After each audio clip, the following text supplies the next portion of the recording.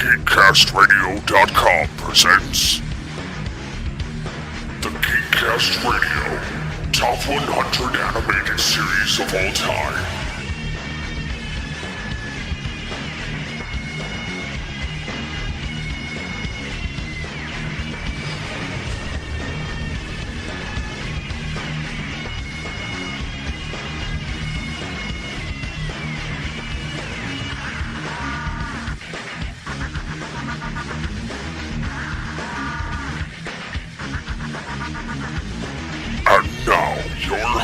Steve Megatron Phillips, Mike GFG1 Blanchard, Kevin Optimus Solo Thompson.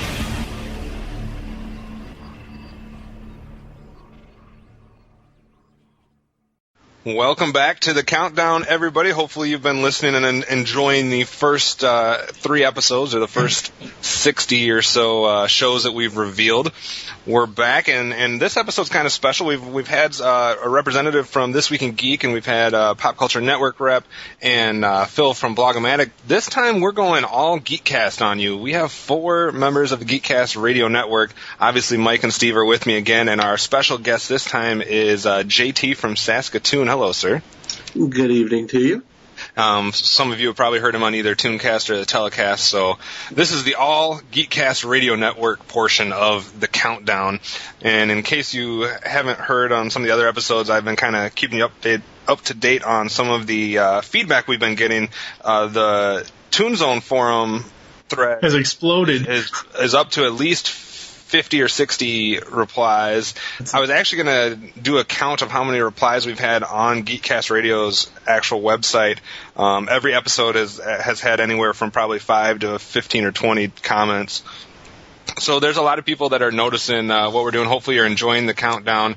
And please, if you have not listened to episode 20 beforehand, do it, because otherwise you're going to be ignorant. Anything else anyone wants to say before we get into the actual episodes for today, Mike? No, not really. All right. Well, let's get right into the first show on our countdown for today. 40.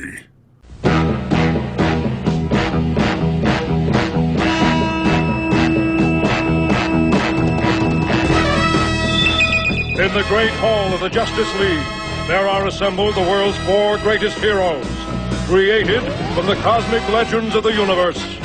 So starting off the countdown today at number 40 is none other than the 1970s classic superhero show, The Super Friends, or whatever incarnation you want to call it over its 10 different seasons. There was quite a few different names. I'm sure some of you guys are interested that this has made the list, maybe interested that it made it at number 40. Let's start with Mike, because you had this one down at 86. Does Super Friends deserve to be on the top 100, and does it deserve to be this high? It deserves to be on the top 100. It's basically, as far as I know, is the very first quote-unquote Justice League type superhero cartoon. I know that there were, Spider-Man in 1967 and the new Batman Adventures and all that, but I mean, this was the first superhero team-up cartoon. It does deserve a spot on the countdown. If I'm looking at it back in its time, it was really, really good. If I'm looking at it nowadays, it's extremely dated. So, but 40, I mean, compared to what we've already had, I would say 40's okay for it. I don't know on this one, because it was like it was the superhero show for a generation. I mean, the fact that it was on for so long, from 73 to 86. I mean, there's a whole group of people that grew up and this was their I mean, this is before we had a lot of superhero movies like we do these days. Like, a lot of people get their stuff, from theater. Obviously comic books have been around forever, but as far as TV, that was the main way they were getting their animated form of superheroes back in the day. Oh, right, yeah. So, I mean, it has some significance there. And we're actually not very far off from where IGN had it. IGN had it at 50, and we have it at 40. Steve, you had it in the 40s, so is this about right? I would definitely say that this deserves to be in the list, and I think it fits about right where it's at, because I know myself growing up, I watched this a lot, being that it was on all the time. Mm-hmm. And like Mike said, this is pretty much the only, pre-Justice League type show that we had until the 2000s. And another thing I wanted to point out, because I didn't say it in the little intro bit there, the shows we're talking about today, all of them have been voted on by about half of the list of people that collaborated with us. So anywhere from about 9 to 12 people had to have voted on these shows for them to make this episode. It would take 15 people putting a show at the 50 mark for a show to make our list, and that's a lot of votes. And just looking at the people that have voted, 1, 2, 3, 4, 5, 6, 7 people put them in the 40s or 30s. Yeah. So it was pretty consistent with where people were voting it. One person had it as high as number 3 all time. Wow. JT, what are your thoughts on Super Friends coming in at the 40 mark? Well, if you see my list, and it's a little biased towards superhero and action adventure cartoons, and it was like my first cartoon introduction, aside from the old like Max Fleischer, Superman stuff, to like Superman, Batman, stuff like that. And it's just, as a kid, I loved it because it's like the Justice League. I've got a Justice League comic, I've got a Justice League cartoon. I pretty much loved it unequivocally, and I still kind of enjoy it to this day, although the cheesiness of it all does wear some days. Yeah. But other than that, I still love it because I've always loved superhero cartoons, and this is like one of my favorites. We've basically used Super Friends to encompass all of the different titles that were under that banner. Mike, we talked a little bit about this, I think, on Tooncast, but was there a specific one that you thought was better than the rest? I know I'm kind of putting you on the spot as far as remembering which ones there were, but we had the Galactic Guardians, we had the Challenge of the Super Friends, it's all those other ones. Was there one that you liked more than the rest? I believe I said it in Tooncast episode 75 that I really like Challenge of the Super Friends. Really, I liked all of the different incarnations of it, but I like Challenge of the Super Friends the best, I think. My one issue with this entire series that it spanned, my only real issue is Darkseid. What's your issue with Darkseid? He constantly wants to get into Wonder Woman's pants. Every single plot of his revolves around getting Wonder Woman, being his wife, or getting in her pants. It's like, really? That's all you think about? Seriously, you're a world conqueror, for Christ's sake. But, that aside, I love the theme to each one of these different cartoons. I actually remember having a majority of the action figures that went along with this cartoon. I had Superman, I had Batman, I had Robin, I had Firestorm. I loved Firestorm in this series. He was awesome. Mm-hmm. I had Green Arrow. This is actually where, if you go over to Secret Origins podcast, this is where my Green Arrow love came in, was at Super Friends. And then when I found out he was going to be in Justice League Unlimited later on, down the line, this cartoon, through its multiple incarnations, was just great. But I think Challenge of the Super Friends, and what was the one that had the 3-star thing as a transition? I think it was there was Galactic Guardians, the Legendary Superpowers show. I think it was the Legendary Superpowers show. That Legendary Superpowers show, and it showed up in Challenge of the Super Friends too. Right.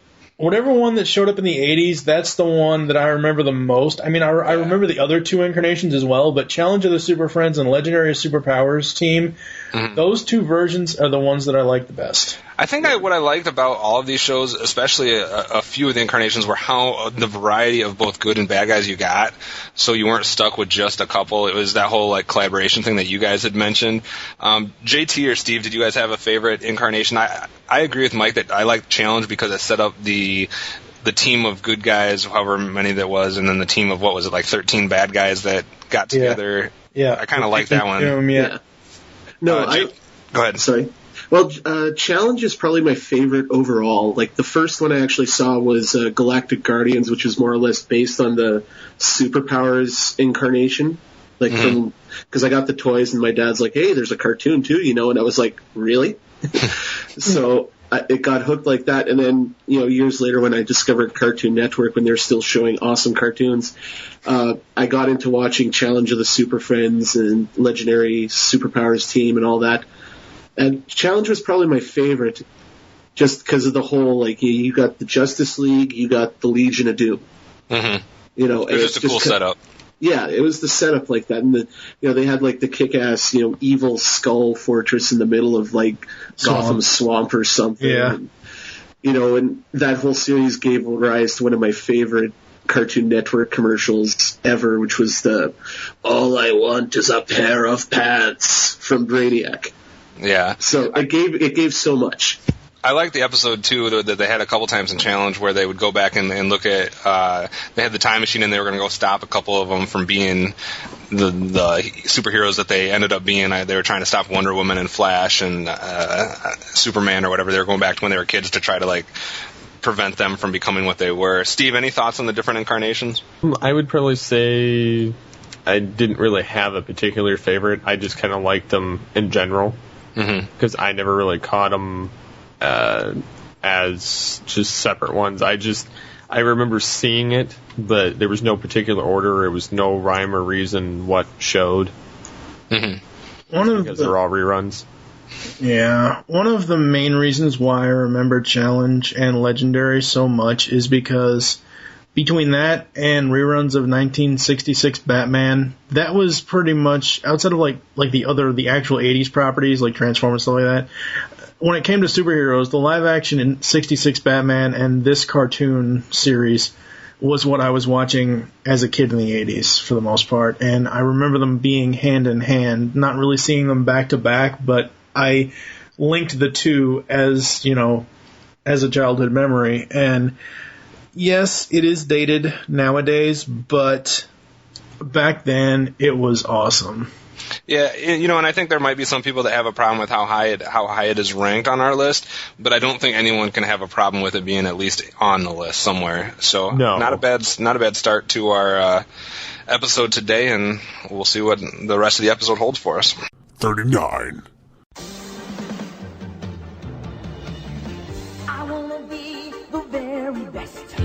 No one ever was. To catch them is my real test. To train them is my cause. I will travel across the land, searching far and wide.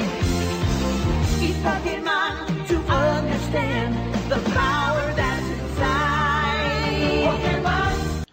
All right, for all those people that were worried about our disdain for anime, coming in at 39, none other than Pokemon, which, again, Super Friends just before was on for 10 seasons. This one's been on for 13 and is still going. This thing's been playing since 98. Yep. Good Lord. It'll never end. It has 621 plus episodes. This beats Smurfs by any means of the imagination. This is one of the long... Not in quality. Let me say that right now so no one comes after me.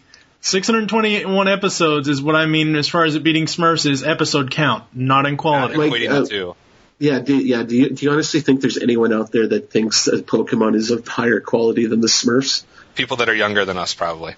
Yeah, probably. At least Smurfs doesn't give you epileptic seizures. I've seen that episode. This is one that I absolutely really have never watched. I put it on my list because I knew it deserved to be in the top 100. I had it in the 70s. I think I'm the only one out of us that actually voted for this. Yes, you are. So, Mike, does it not deserve to be on our list? It deserves it, and at 39, it deserves its spot. I remember trying to get into this, and one of the only reasons why is because at the time it was like, and it still is this way, it's like Pikachu mania everywhere. I mean, that character is like, that character is like the most famous character from that show. And they've had other really, really famous characters as well. I tried to get into this. I would watch it like on Saturday mornings or whatever, but most of the time I just never remembered to actually watch it. I have nothing against the show. I love Meowth. I love Team Rocket. God, I wish Michael Wilson was here. Team Rocket's blasting off again! I will say, for something that's been on as long as it has, almost a decade and a half now, I do find it odd, or at least interesting, that it has basically won no awards. As far as like Emmys or Annies or anything like that. So nobody said it was quality, though. Yeah, so I mean, the critics aren't necessarily loving it. Steve, does it deserve to be in top 50, or does it on our list at all? Yes and no. I would say yes, being the longevity of it and because of the massive following, because of the damn video games that just won't die. Oh, did I go into too much detail? But yes, the show sucked, to be honest. It's not quality. You've got... this is probably why everybody assumes anime in general sucks. Is because of this show alone. I'm pretty sure if this show and shows like this didn't exist, people would have a very different opinion of anime in general. Yeah. Now, I could be wrong about this, but for me, I think this show is what actually started the whole, games... No, go ahead. I want you to finish. The whole games of, dueling cards and dueling this and dueling that and everything else. Again, I could be wrong. I'm not saying I'm right. There was stuff like that before, but not at this level of popularity. Right, exactly. This is kind of what... Because, after, shortly after this show launched, Digimon came along, and then you've got Yu-Gi-Oh! And you've got all this and all that and other stuff. They could argue Magic the Gathering started the whole card thing, but Pokemon's what brought not only the cards... Well, it was a little different, though. I think he's saying as far as based on a TV show.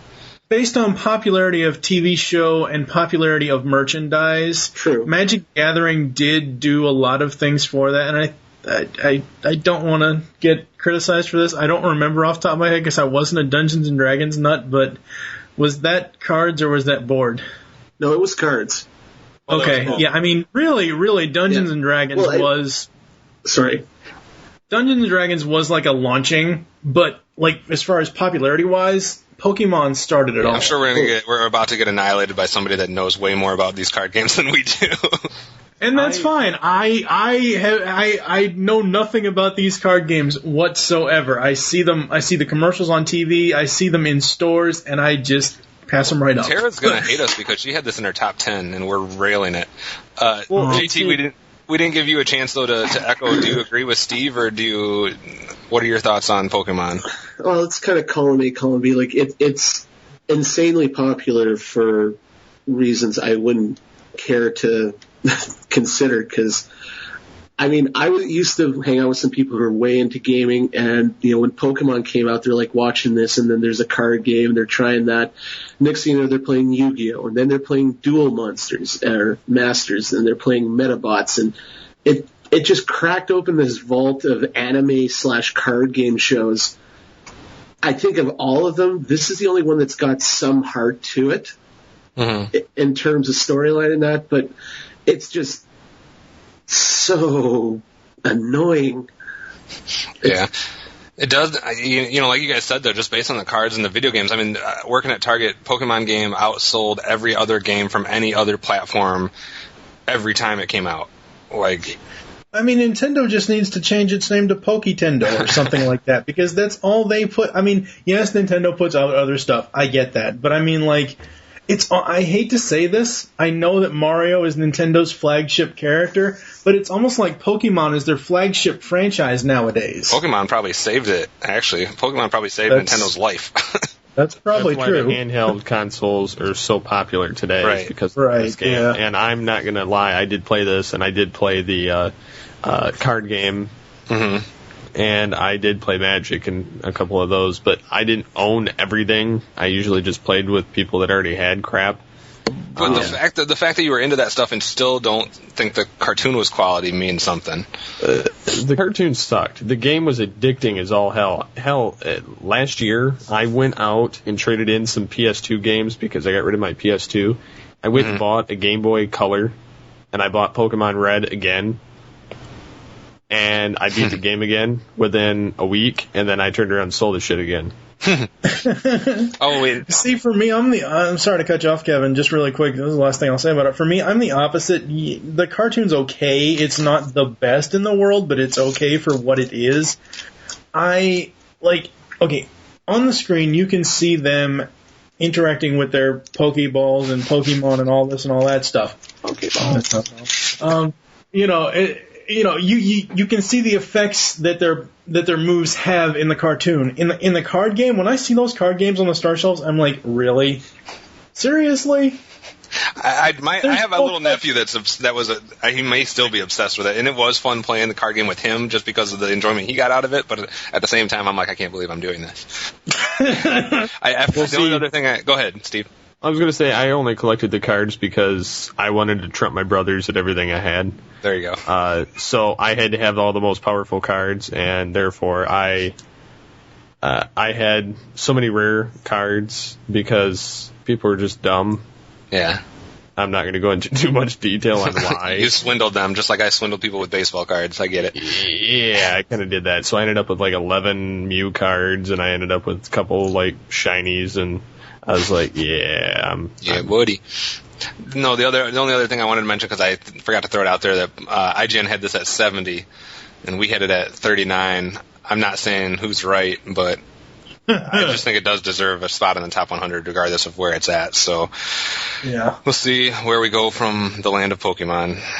38. Back to the past, Samurai Jack. Back to the past, Samurai Jack. Back to the past, Samurai Jack. Back to the past, Samurai Jack. So for our next entry, we travel back to the land of Cartoon Network, from Pokeballs to Samurai Jack. I'm going to let Steve and JT, I think, carry this one the most, because I don't know hardly anything about Samurai Jack. So Steve, why don't you start us off with how one you feel thing about before it. he does, I would like to say one thing. We just talked with Samurai Jack himself.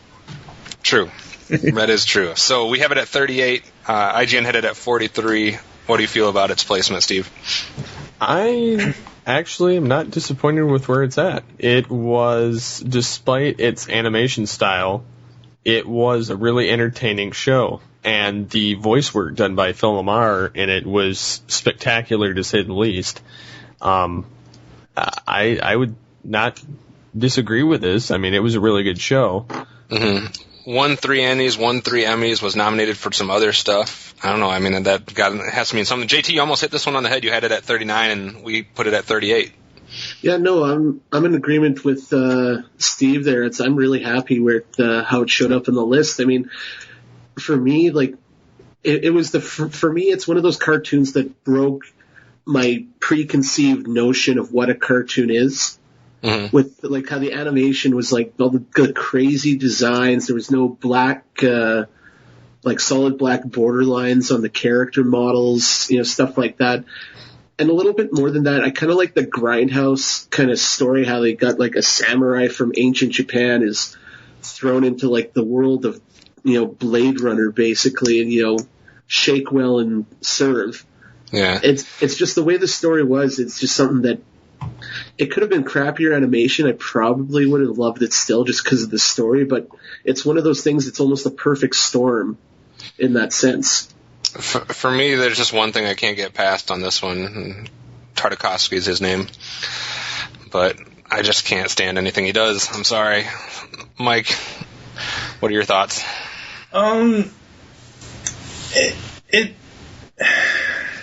It had great voice work. It had a great overall story. The animation style, it takes getting used to, but being where it is here at 38, I'm okay with it. I mean, if you look at it on a whole without your Tartakovsky hate, it was a really excellent series. Oh, I recognize that it should be in the top 100, but there was no way in hell I was voting for it. I guess I could have given it my token like 90-something vote just because I knew it deserved to be here, but no, I mean, token. I mean, I recognize that a lot of people like this show, and that has to have some merit. So I guess I have no problem with where it shows up. I mean, I can't say it should be higher or it should be lower. I'm just not a fan, but that's just my personal bias. Anybody else any thoughts on Samurai Jack before we move on? Never officially canceled. Never officially canceled. Yeah, I remember reading a while back on the wiki that it ended in 2004, but it wasn't officially canceled. And the man whose name I shall not say says he's going to try and resolve the series in potentially a theatrical film. So who knows? Interesting. Well, we'll have to keep our eyes out for that then. 37.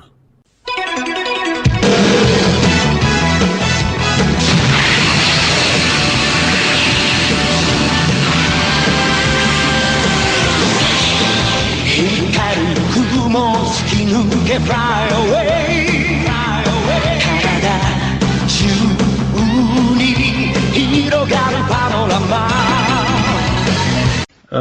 I was going to title it Samurai Rangers. Oh, I just like Pokeballs and Samurai Jack. Samurai Jack off on his Pokeballs.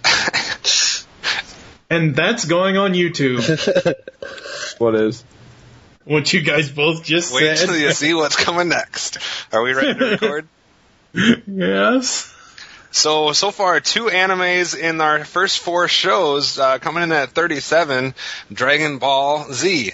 Now, I will say that this is probably the one anime that deserves to be on this list that I also have watched, and I'll admit to have watched, and liking some parts about it. I mean, there's some things about it that I don't like, but this to me is, I don't know, this is an epic show. There's so many people that love this show. Just to give you a feeling for that, 3 of our voters put it in their top 10. I had it in the top 15. 7 seasons, almost 300 episodes. I think IGN was wrong by ranking it at 78th. I think it definitely needs to be higher. I think 37 is actually not high enough for it. I think it should be a little bit higher. I'll give you top 30. Yeah, I think it should be at least in the top 30. And I don't know, the success that this show had from all ages is something that's, I mean, I had people that I went to college with that were obsessed with this show. And I don't know, I just think it spanned a lot of different age groups. Steve, you had it in your top 10, so what do you feel about Dragon Ball Z? Okay, this is where this all started for me. I had several friends that were into it, in which case I caught it on TV, started watching it, and at the time they had Ian James Corlett playing Goku before they got Sean Schemmel. And they had, Scott McNeil playing Piccolo and stuff before then. So it was with the original voice cast, and then I saw it as it got rebooted again, which is this series. And I became such a fan of this show that I taped it whether I was in work or not. I built a website based around it. I became the DBZ know-it-all at my high school. Nice. And as sick as that is, I knew everything about Dragon Ball Z, but nothing about Dragon Ball or GT. Well, super fan. I will say that this actually would have made it higher on the list, but I know one person voted for the original Dragon Ball and left Dragon Ball Z off of their list. I guess they were trying to make a statement that one was better than the other. So it actually would have been higher if they would have voted for Dragon Ball Z instead of the original Dragon Ball.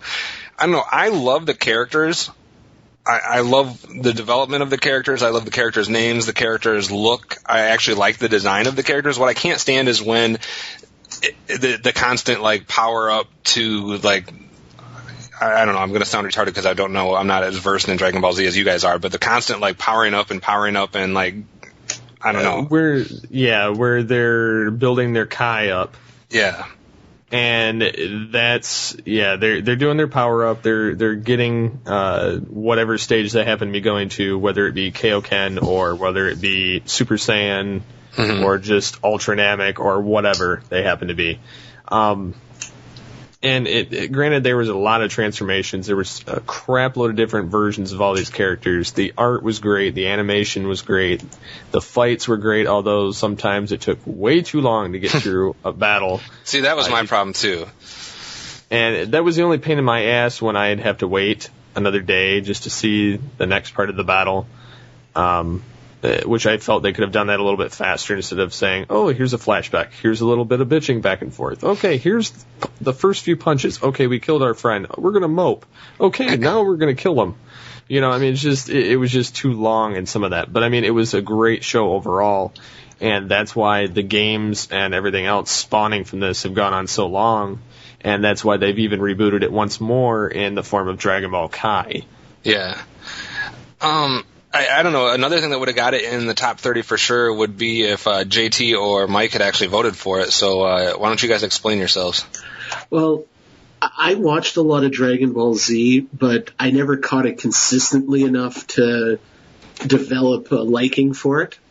Like, and I'd see like 5 episodes of the Cell Saga or 3 episodes of the Frieza Saga, and I really do like it. But it's just the one thing that always kind of annoyed me about this series was like the constant powering up or the 8 episode long battles between 2 guys where it just, I like anime and all that, but it's just, I never really sat down and watched it from beginning to end, and I think that's something you have to do with this series in order to really get it, because once I sat down and I watched it from beginning to end, I was like, I love this show, but I just never really caught it at the right time, I guess.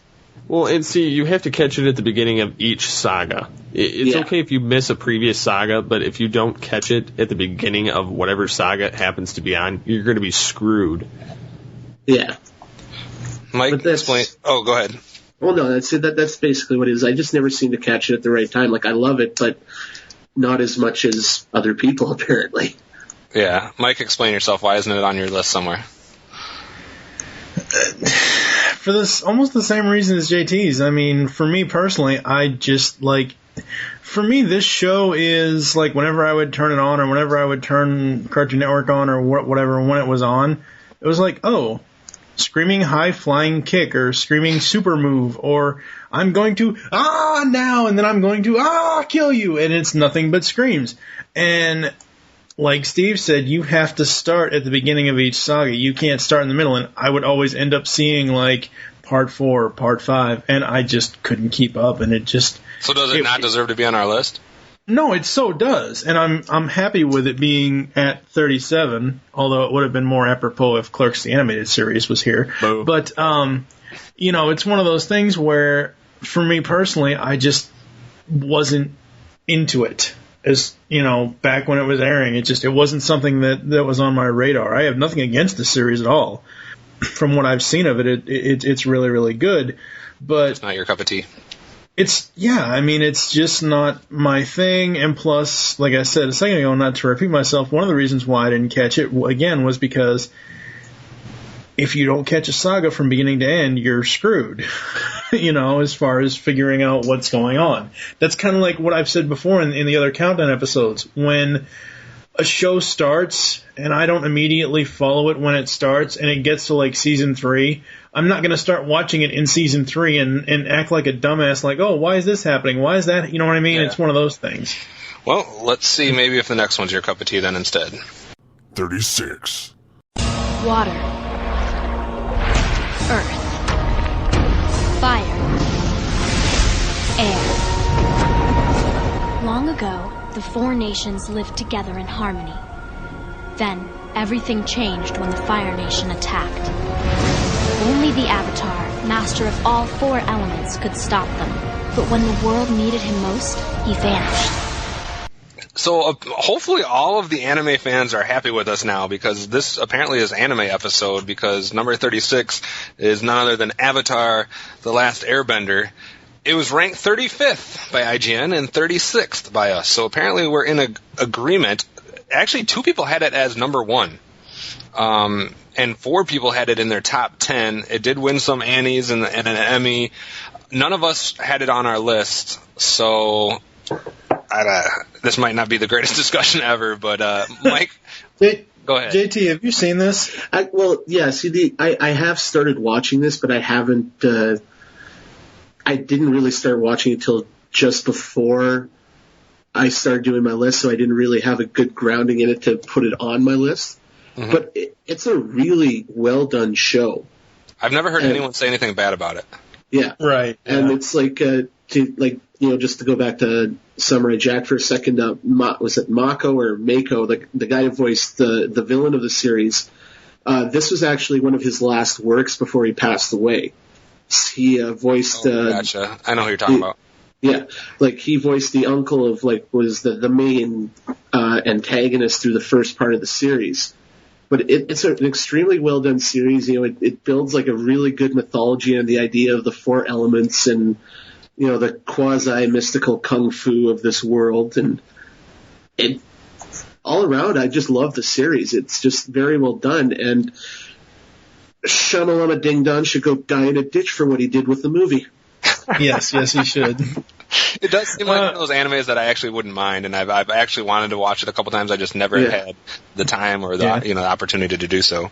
I'm in the same boat as Kevin. I would love to get into this series. I've heard nothing but good things about it. However, when JT did say Mako, the first thing I thought of was, better get Mako. Oh my God! What? Shut up! But no, everyone that I've seen posts about this on forums, on message boards, anywhere, they've had nothing but great things to say about this series. Again, it isn't something that's on my radar, but I wouldn't be opposed to eventually sitting down and watching it. I've just got so much on my plate right now that I have to watch. Yeah. And it's like not the highest priority. It's so much easier as kids to watch every show that was on TV. I know. It's so much harder as adults. Well, that's because we're podcasters and we have to watch stuff to review it, so. Well, yeah, but Steve, your thoughts on whatever the heck we're talking about? Avatar. The Last Airbender. I wouldn't disagree with where it's placed. I know there's a following behind it. I've heard good things about it. I've never seen it personally, but it's got to be doing well. Yeah. I mean, hell, they made a live-action movie out of it, considering, and I'm not going to say that that's going to completely reflect this cartoon, but...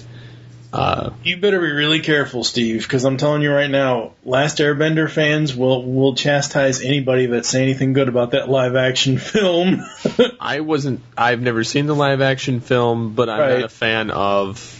Shamalama Ding Dong. Yeah, Shyamalan, whatever. I'm not Shyamalan. Yeah, I don't care for his crap, so I would probably say that if you're going to get into Avatar, definitely watch the cartoon, or the anime, but I really don't have anything other than that to say, other than it's probably good. I'm just hoping we get to a show at some point in this episode that I actually know. So let's see what comes up next. 35.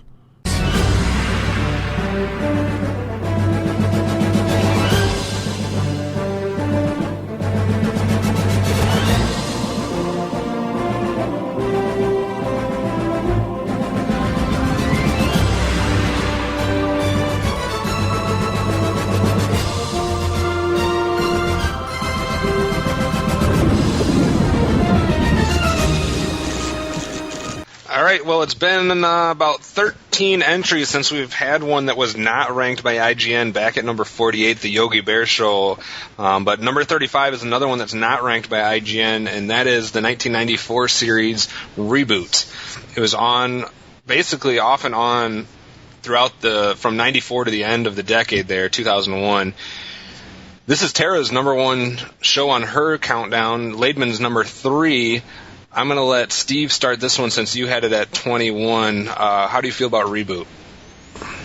Well, this was a show that before Beast Wars came out, I started watching this. And it's got a pretty interesting take to what goes on inside your computer. I've never seen an episode. It's got a lot of the voice. It's got many of the voice actors from Beast Wars in it. It's a mainframe production. Definitely an entertaining show, to say the least.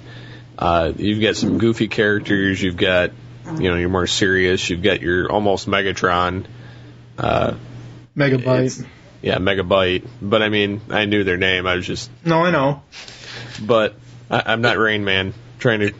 Anyways. Is it top 40 worthy? Oh, yeah. I would definitely say top 40 worthy. I definitely like this show. Eventually I'm going to buy it, but it's a lot of weird wackiness going on in it. JT, you almost hit it on the head again. You were only 2 off since you had it at 37, so do you feel this is a proper placement? Oh yeah, it's definitely, it's a great show. It's one of the first, Reboot kind of kicked off for a couple of years, having series that were completely CGI animated. There was a lot of crap amongst all the good ones. For every Beast Wars, you had War Planets and such like that. And Reboot just kind of, I think it stands a little head and shoulders above a lot of the rest because it was the first, and as it went through 4 seasons, as each season progressed, the writing got a little bit better, the CGI tightened up a little bit, it matured as it went on, and that's kind of what I liked about it. Mike, there was 11 of us that left it off our list. IGN left it off of their list. You and I were 2 of those 11 that left it off of our list. So, should this not be on the list? Oh no, it so should.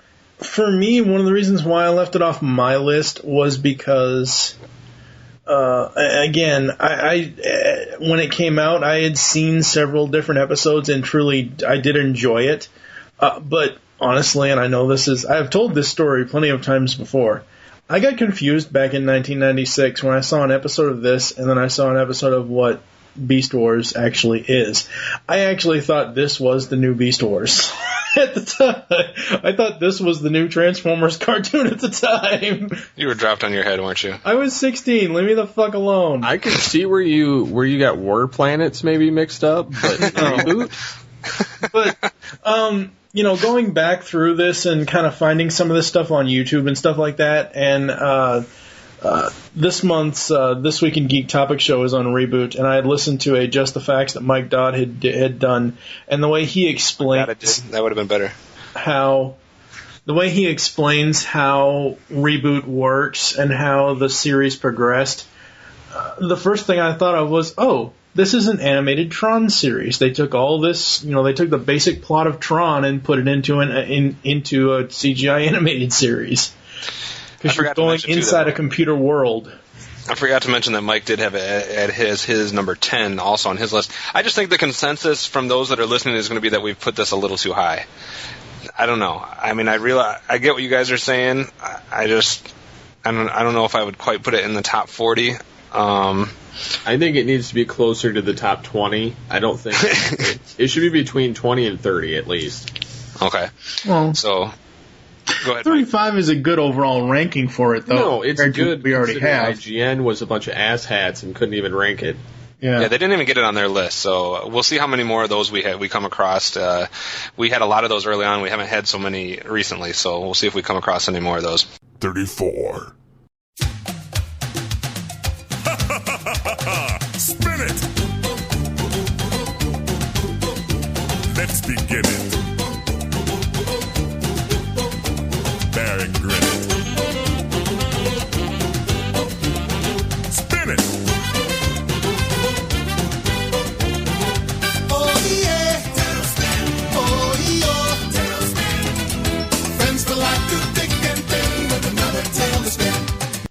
So I think it was back in maybe the second episode of our countdown that we started speculating over the fact that we had not seen any of the, I don't know what you want to call them, but the Disney cartoons that we kind of grew up with. And I think this is the first one we've seen since that discussion. Coming in at number 34, obviously, is Tailspin. I know before when we talked about it, we were kind of a few of us were worried that we hadn't seen any of these yet. So let's just start with Mike. You had it at 27. It ranks in at 34. It was 81st on IGN's list. But, Well, see, for me, this is I don't think it needs to be down all the way at 81. 34, I'm kind of indifferent if it's right around there. I had it 57th on mine. To me, this was significant for what it meant for Disney animated series. Yeah. And what it kind of progressed to later on. But if I was to rank it amongst its other Disney shows, I would probably put it as the lowest out of, if we're talking about like Rescue Rangers and Darkwing and DuckTales, Gargoyles. Yeah, like I would put it nowhere near all those, even though kind of it was the one that kind of broke the ground for them, and it was only on for one season. Yeah. So for me, maybe closer to 50 or 60 is where it should have been, but not 80 like IGN. I think you've got it right, and if I re-ranked it, I would probably put it at somewhere in the 50s or the 60s. I mean, I think that's where it belongs. But I mean, as I've said before, our list so far, from 100 to 34, I mean, it's a very diverse list. I mean, it's not, you can argue where the shows rank overall, but I mean, I don't think anyone can say that our list is not diverse whatsoever compared to... Well, and I don't think anyone can say this doesn't deserve a spot. Right. JT might disagree with us, though, since he had it up at 15. So are we wrong? Should this even be higher? You know what? I'm a little biased towards Disney because I grew up watching a crap ton of Disney growing up, so I put it up there mainly because I love the series. Like, I love the Disney Afternoon. Like, a lot of them are in my top 15, top 20 like that. If it wasn't 15, I wouldn't. It would be in the top 50 if I hadn't ranked it that high on my own. I can see it in the top 50, but not as low as IGN did. And I mean, I love Tailspin for one thing. It has one of my top 5 all-time Disney characters in Baloo. Yeah, it was great use of Baloo. Yeah, and I just kind of like the whole kind of Indiana Jones pulp serial kind of feel of the series. Like, they're fighting sky pirates who've got like this giant, helicarrier type headquarters, and they live in this, kind of Chicago-esque city, and Shere Khan's like this Lex Luthor type. It just, it all kind of came together. Kind of like I said with Samurai Jack, there's all these diverse elements that came together, and it just created something that I love. I love the Jungle Book connections and some of those, the Disney characters that are shown up there. I did also want to mention that this is the first show on our countdown that made it on over half of the list. 11 people voted on this. Yeah. So, I mean, there was a consensus that it should be here somewhere. But the ranges are anywhere from 15 to, 97 as far as where people put it. So, it's kind of, I don't know, it seems like the jury's out on where Tailspin should rank, but everybody feels like it should rank. Yeah. Steve, any last thoughts on Tailspin before we move on? I'm glad that it made the list. I'm glad that it's a Disney program that made the list. However, like you guys were saying, I probably would not rank it. I would probably rank it higher, or actually lower on the list than where it's at. Yeah. But I prefer like Darkwing and Gargoyles and something. That's what I was just going to say. What other we talked about it before, and we said we hadn't seen any of these Disney ones. Now that we've seen Tailspin, but we also know that we only have 33 spots left. What other Disney shows should we see, Steve? I would prefer to see Darkwing Gargoyles because those two stand taller than the rest of them, in my opinion, leaps and bounds. And then probably DuckTales right along with those, because that was another good, iconic show. See, I would rank them. DuckTales, we need to see. Most definitely, we need to see that. Darkwing, and then Gargoyles. I mean, Gargoyles was Disney. I mean, Disney doesn't even want to, acknowledge that. I mean, that was Disney's dark series. Are those the only 3 that deserve a spot in the top 33? Yeah, I would have to say so, because stuff like Goof Troop and Bonkers and... Those are more like between 50 and 60 than anything else. I would almost say 70 and 80. But, yeah, I mean... JT, you said you grew up a huge Disney fan. Are they right, or is there other series that we're forgetting about?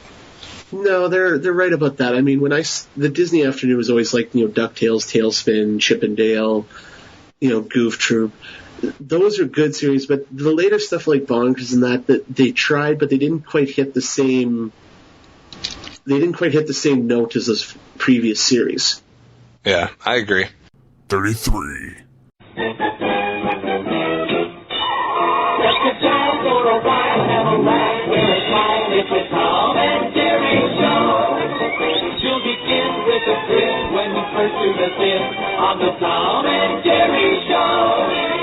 I will say that this, I had mentioned in episode 20 that I read through all 8,000 comments on the IGN list. The show that comes in at number 33 for us was probably the most cited show in all of those comments, because people were very pissed off at IGN's placement at number 66, and they said you're out of your mind if you think there are 65 shows better than Tom and Jerry. So hopefully those people are happy that we got it all the way up to 33. I would say it could be a little bit higher, even though I didn't rank it higher. Tom and Jerry is just a classic show. There's been a lot of different incarnations. I don't know. I get why people were upset that they ranked it at 66. Another one that 11 people voted on. Just think in general, Tom and Jerry is such an iconic set of characters and show, and to be able to do what they did with the limited dialogue, obviously, kind of like we talked about with Pink Panther and whatever episode that was. But I don't know. I just think this deserves to be even higher than. I think it should be top 25, top 30. I mean, I know it's close at 33. Steve, what are your thoughts about Tom and Jerry? Well, to start out, I know that I ranked it way, lower on the list than but you where still it should ranked be. it. Yes, I still ranked it. The only thing is I had more shows that I liked more, and there were other ones that I thought needed recognition that I was afraid people were going to just botch. Yeah. So I threw those on there, but I at least had it in my list. I do agree with where it's at. I do agree that it should be a little bit higher up on the list. Probably closer to like 20. I don't know, just even for no speech in it, there were so many expressions and so many styles and things that they would do with this. The sound effects were amazing. Oh, I know, and it was entertaining despite the fact that there was no speaking. Everyone, I hate that anyone will go out and mimic a Jackass thing, a Jackass skit, but anyone who is anybody back then would always go out and try to imitate the rake skit from Tom and Jerry, who's stepping on a rake. Hence why it was in America's Funniest Home Videos. I know. A couple of our other special guests that we've had on had it higher, too. I was going to say that Dirt had it top 10 at number 10. Double D had it 25. Christopher from Chicken Pot Pod had it in the top 20, as did Mike Laidman. So some people definitely thought it should be higher. I'm just happy that it's at least in the top 40, I guess. Yeah. JT, any other last thoughts on Tom and Jerry? No, I agree with pretty much everything. So I do appreciate that, since a lot of our other old classic before like 1979 shows weren't getting much respect because they were falling in by the 50s, where like Popeye and Pink Panther and all those were showing up. I'm glad at least one of them has slid down the list this far, and I'm hoping that there's a few more that'll come in still. 32.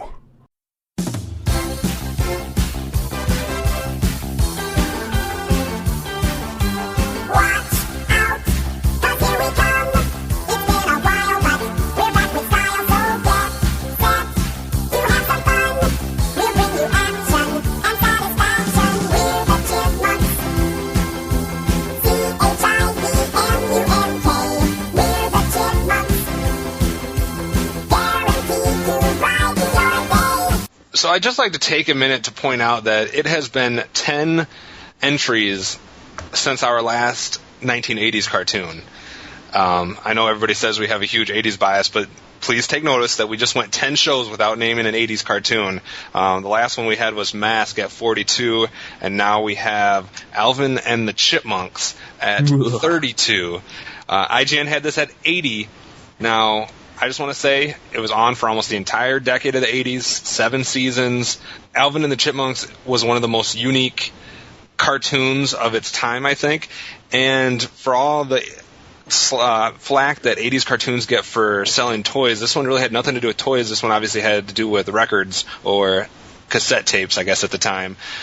There's one award you left off of the listing. Actually, there's a couple awards you left off. I didn't leave any. I didn't put any of the music awards, but I was going to say, but that's something we need to mention. The Chipmunks won Grammys, for Christ's sake. Yeah, and they were nominated for Daytime Emmys 3 times and a Young Artist nomination. And the other thing I love is that all the main voices are basically 2 people, and I just think that Ross Bagdasarian, or however you say his name, both senior and junior, were geniuses with what they did. I love Alvin and the Chipmunks, and I will even go as far to say that it is one of the only live-action type CGI movies based on one of those cartoons that I actually enjoy. If you want a Alvin and the Chipmunks super fan, talk to Christopher from Chicken Pot Pod. Yeah. Because when we had him on Tooncast episode 58, he just went on and on and on how great this show was. And it is. I mean, he is right, and we are right. I mean, this show was amazing. 4 people had it in the top 20. I think IGN, again, is off their rockers, having it at 80. Yeah. I think in the 30s or 40s is a good placement for Alvin and the Chipmunks. Steve? Again, this is the same situation as Tom and Jerry. However, I do think that this is another great show from the 80s, and it did poke fun at some of the 80s, pop culture. It did, have them doing random adventures, not just your typical, A to B format. They would sometimes break the mold. So, I mean, it was this was definitely one of the good series from the 80s that I would say that you'd have to see. And how can you not love the Chipmunk voices? I know, they're so freaking awesome. JT, we haven't given you a chance. You, like Steve and Mike, actually. Mike had it at 70, Steve had it at 70, you had it at 89. No love for Alvin and the Chipmunks? I had some love for Alvin and the Chipmunks. Like, as growing up in the 80s, I really did like a lot of music. I liked a lot of the parody stuff, like the Weird Al, and, I liked listening to the Chipmunks versions of songs. It's just, I liked it, but I didn't like it that much. I was more about the music than the cartoons. Like, I had a lot of the Chipmunks albums, but the cartoons never really clicked with me. I loved the cartoon. I loved everything about Alvin and the Chipmunks. I loved the music, I loved the cassettes, I loved the movies, I loved the cartoon, I don't know. Yeah. I think for me, with the cartoon specifically, where I really loved it is when they had the overarching stories that they would bring the Chipettes in, and they would have their own, like, team-up adventure type thing. Yeah. No, I liked the dynamic between them, and I liked how they were all paired, how each chipmunk had its Chipette version. I thought that was cool.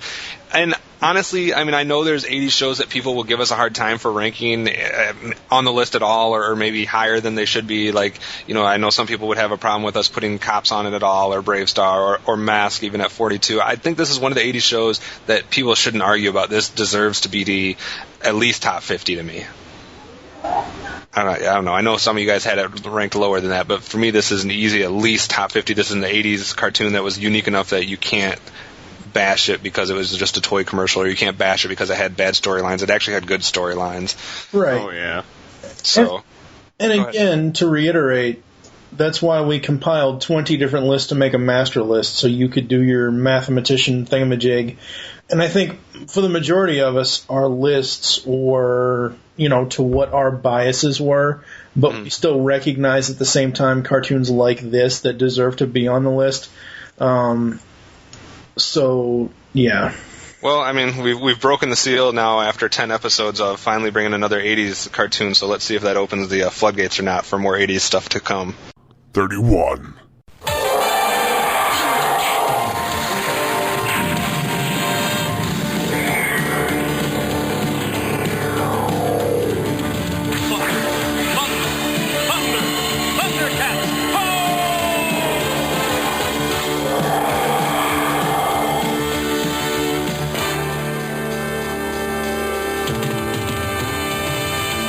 So far in this episode, I would say in the battle between IGN and GeekCast Radio that we've been winning, but with this one, I'm actually going to say that I think they got it a little more correct than us. Coming in at 31, you obviously know it from the theme song clip that just played, none other than the cult classic favorite Thundercats. Now, I would put this ahead of most of the other 80s action shows that I would put it ahead of, Cops and Brave Star and all them. I just don't feel that being 30-something is exactly where this one belongs. I don't know. I feel like it's a little too high. IGN had it at 49. I think that's a little more legitimate. I had it at 41. But, Mike, you had this as the third best show of all time. Yes. And again, as I said a few minutes ago in the last entry, all of our lists are going to be biased. The third best show of all time. Hey. Right. You're not alone. JT had it 5th, Christopher had it 6th, and Scotty had it 8th. I think you guys are all smoking crack, or pot, or whatever you smoke. I don't know. Energon. They're smoking Snarf. Seriously, Mike, there's only 2 shows better than this in the entire history. Yeah, his number 1 was Mask. No, it wasn't. Shut up. I'm sorry, Mike. All right, hold on. JT can help you. He had it. Hold on, shut up, damn it. Let me see. Where Don't mention any of your other rankings. You'll just get embarrassed. Where did I put... this one? JT, help him out. I put Mask at 7, so shut the hell up. I didn't put it at number 1. That's because you had Jem and She-Ra at 4 and 5. Shut up. I did not have Jem and She-Ra at 4 and 5. She-Ra was at 11. Jem was at 6. Get your facts straight, fucker. Anyways. No, Thundercats was amazing. I heard on the DVD special feature that Thundercats technically was the first fully produced American anime. Even though we don't consider it anime at all, but That's what one of the producers has said on the DVD. Amazing theme song. As Kevin and I both said in Tooncast episode 4. No, Tooncast episode 5. Sorry, 4 was Walter on 5. Come on, Raymond, get your stuff straight. Yeah, shut up. That is, by the way, the 75th Tooncast plug that we've had so far in our That's countdown. okay, though. That's the whole point of this top 100. No, it really isn't, but anyway. If this was only based on cult followings or something like that, then I would say fine, it should be in the top 30, but see, this is one of my favorite shows, though, from the 80s, so that's why it gets number 3 for me on my personal list. we Need to clarify that. Out of that. Personal list. You were instructed not to let that weigh too much into your own rankings. Whatever. JT, help him out. He's drowning. No, I'm not. I didn't even get to finish my thought. Shut the hell up. No, one of the greatest things about this show, number 1, was the theme song. Number 2 was the fact that every character and almost every vehicle had its own music cue. Its theme song was all right, but it wasn't like an epic theme song. It wasn't like Mask. I'd rank them about the same. Oh, my God. I love Mask. I'd probably put it higher than Thundercats, but I wouldn't even put Thundercats in the top 20 of 80s theme songs. There's something wrong with you. There's fighting words. JT, I can name 20 theme songs right now that are better than Thundercats, but I won't. All right, I'll just say, no, I love Thundercats because it took sci-fi and fantasy and mixed it together, and it gave us Thundercats. I mean, it's like an updated version of He-Man. What? No, it's not. Shut the hell up. What the fuck is wrong with you? It had the same flavor from He-Man in that it took magic and science and mixed it together with like cool characters and good versus evil battles and one of the most pimpinest rides in all of animation, the Thunder Tank. Yeah, that is a great ride. And you had like cool locales, like you had Mumra's Pyramid, you had Castle Plundar, you got the Cat's Lairs carved into the side of a freaking mountain. I've always been surprised at how much you like this, though, Mike, because you're someone who usually likes more continuity-based cartoons. And see, for me, mainly it's nostalgia why I love this show, because I remember loving it as a kid. And I even said back in Tooncast episode 5 that I had issues with the way that the original DVD release, the 2005 version of the DVD release, was placed, because they mixed up episodes of... Oh, they're getting a new release now. Right, yeah.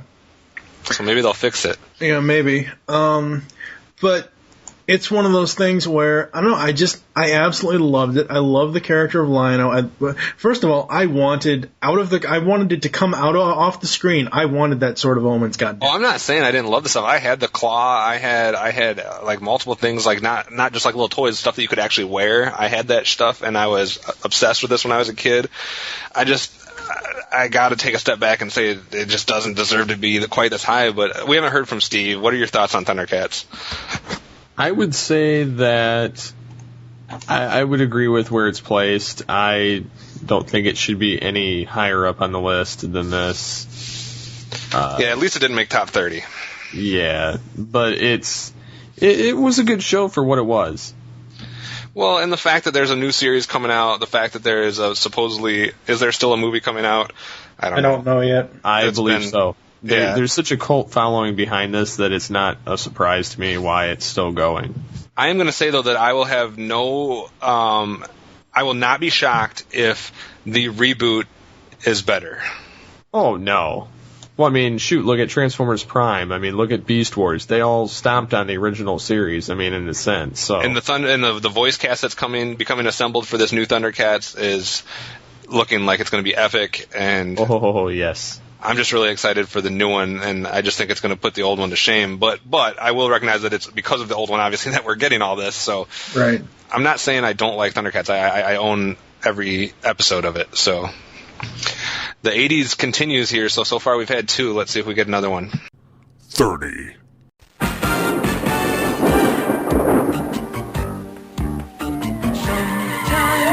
Some crime goes slipping through the cracks, but these two gumshoes are picking up the slack. There's no case too big, no case too small.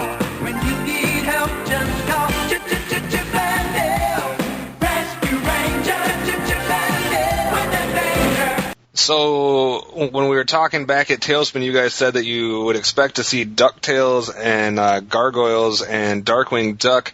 We didn't really mention too much, though, what came in at number 30, which was Chip and Dale's Rescue Rangers. Barely making it into the 80s in 1989. This was one that I would actually rank ahead of Tailspin. I don't know if I would say it's quite top 30. I had it at 37, though, so I'm not too upset with it. Let's start with Mike on this one, because you had it a little bit lower. You had it in the 50s. How do you feel about Rescue Rangers coming in at 30 and ahead of Tailspin? I think it was good. I mean, and again, you really can't, like with the Disney shows, they each were their own entity. For me personally, I like, if we're just talking about DuckTales, Darkwing, Tailspin, Chip and Dale, and Goof Troop, I liked all of those equally. I liked some of them better than others. Chip and Dale's, what I absolutely loved about this one was it actually has my two favorite Disney characters, Chip and Dale. I was a huge Chip and Dale fanboy as a kid, because when I've been to Disney, I think in my entire lifetime I've been to Disney World in Florida like 5 or 6 times, and every time I would go, I would hunt down Chip and Dale as a kid. That's awesome. I did want to say real quick, though, that 11 people again voted for it, so over half the people, but nobody had it higher than 15. So, nobody had it in their top 15. Well, Dodd had it at 15. No, I mean, nobody had it above that, I guess is what I'm saying. Okay. So, it ranged from 15 to, 78. So, it seemed like Tailspin, everybody thought it should be there since 11 people voted on it, but the rankings are all across the board. Yeah. Steve, you had it at 71, so how do you feel about Rescue Rangers coming in at 30 and, like I said before, ahead of Tailspin? I don't feel bad about it being ahead of Tailspin. Tailspin I liked watching, but it wasn't one of my favorites. Mm-hmm. This one I watched a little bit more just because, I don't know, Chip and Dale is just awesome. I also love Monterey Jack and Buzzer, or whatever his name was. Zipper. Dang it. I don't know. But anyways. No, he was called Zipper. Yeah, I know. I wasn't debating that. But, yes, I would... I don't know. I would say it's better in some regards, but not in others. But I guess I'm fine with where it landed. They're both adventure cartoons for Disney, so I mean that's It's classic Disney, which can't say much about current Disney. So well, for this one, it was the amount of characters I liked compared to Tailspin, where I basically liked Baloo and I liked some of the smaller roles. Whereas this one, I liked Chip, I liked Dale, I liked Zipper, I liked Monterey Jack. I liked them all. I liked how clever they were with everything being miniature, from their perspective.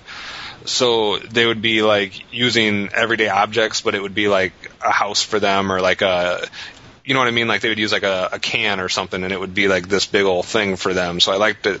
It was from that perspective. JT, weigh in on Chip and Dale's.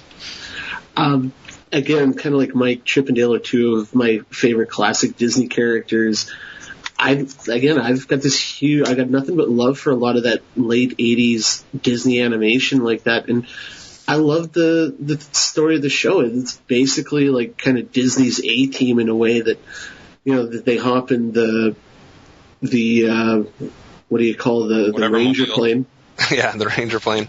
The Ranger plane, which I thought kind of looked a little, for Disney, kind of looked badass.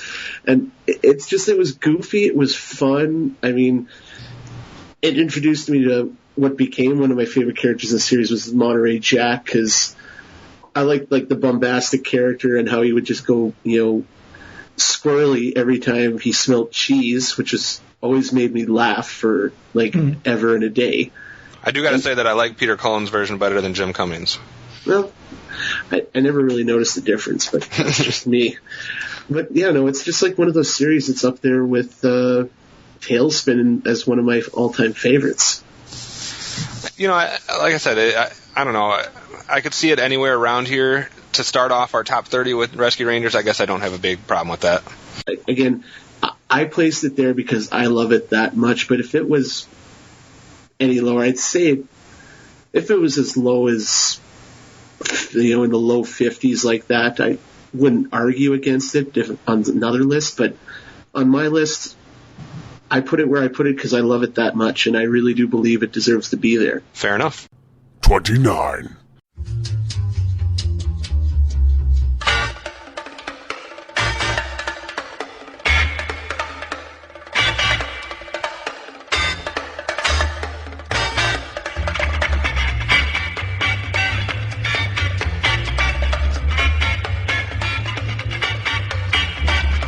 right, so our next one in our top 30, I would just like to say a little disclaimer beforehand that we apologize for Mike's opinions on this show, and his opinions do not reflect that of the GeekCast Radio Network overall.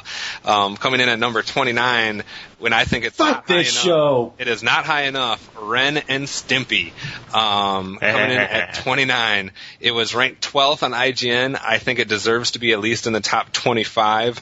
I voted for it 15th. Spada had it 10. Double D 14. Dirt had it 9. Christopher from Chicken Pot Pod had it at 20. I think it's at least a top 25 show. 3 Emmy nominations, 3 Annie nominations. It was revolutionary, I think, for its time. Mike, go ahead. Let's get your rant out of the way. My main rant is about the creator of this show versus the actual show. Well, you got to look at the actual show. Well, he made bad comments against Tiny Toon Adventure, saying it was a poor rip-off of Looney Tunes. Well, fuck you, dude. And this show was among that Nicktoon era that I just wasn't watching cartoons. This show was way too grotesque for me. It wasn't funny whatsoever. It was and does not. You know what? Honestly, I would take this and Powerpuff Girls and switch them. This can be at 100 and Powerpuff Girls can be at 29. You're a moron. No, I'm not. This is easily top 25. No, it's not. Let's let Mike go fester in the corner. JT, what are your thoughts on Ren and Stimpy? I really did like Ren and Stimpy, but I caught it towards the end of its run.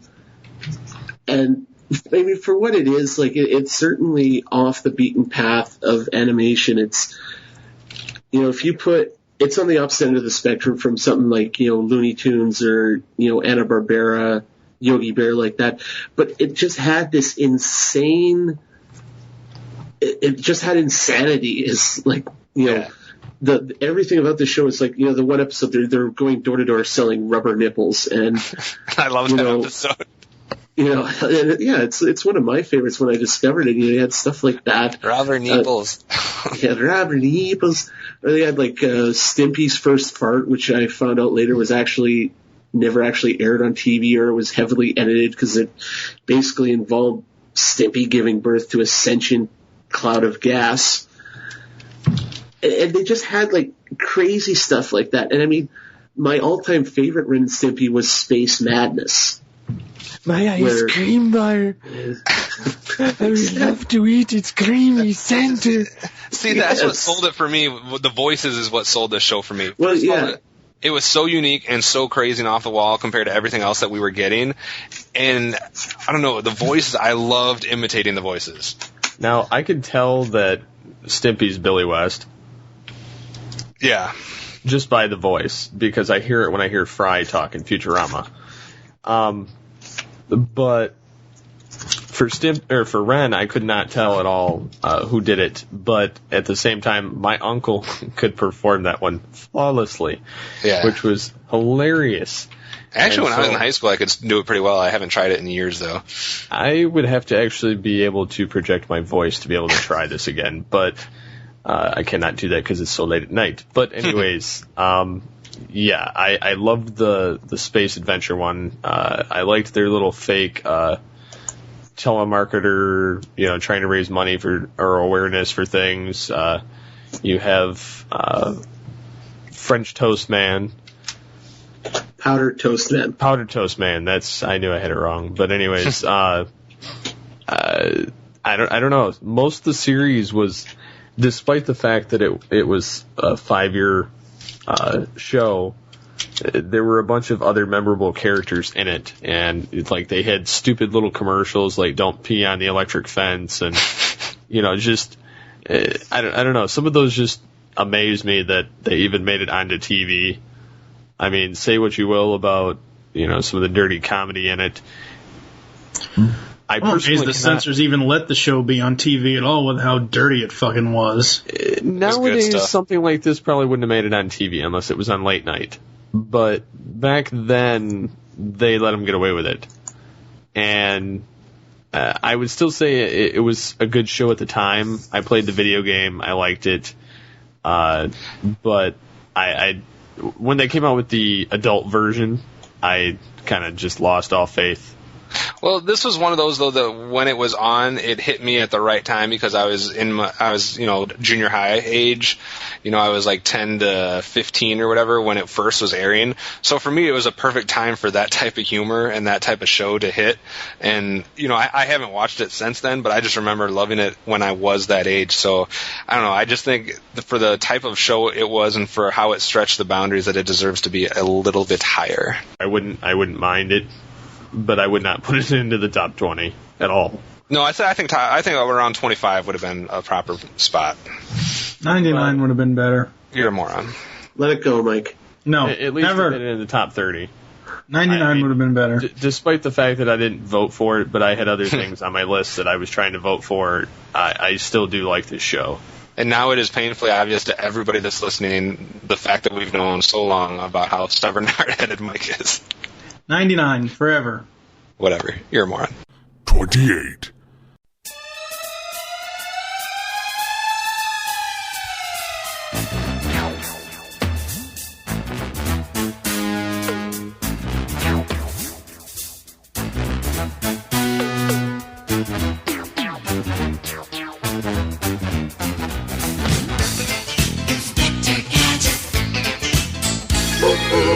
So we took a brief break from the 80s, but we're right back there at number 28 with good old Inspector Gadget. IGN had it ranked... Copter. Thank you. IGN had it ranked 54. We have it ranked 28.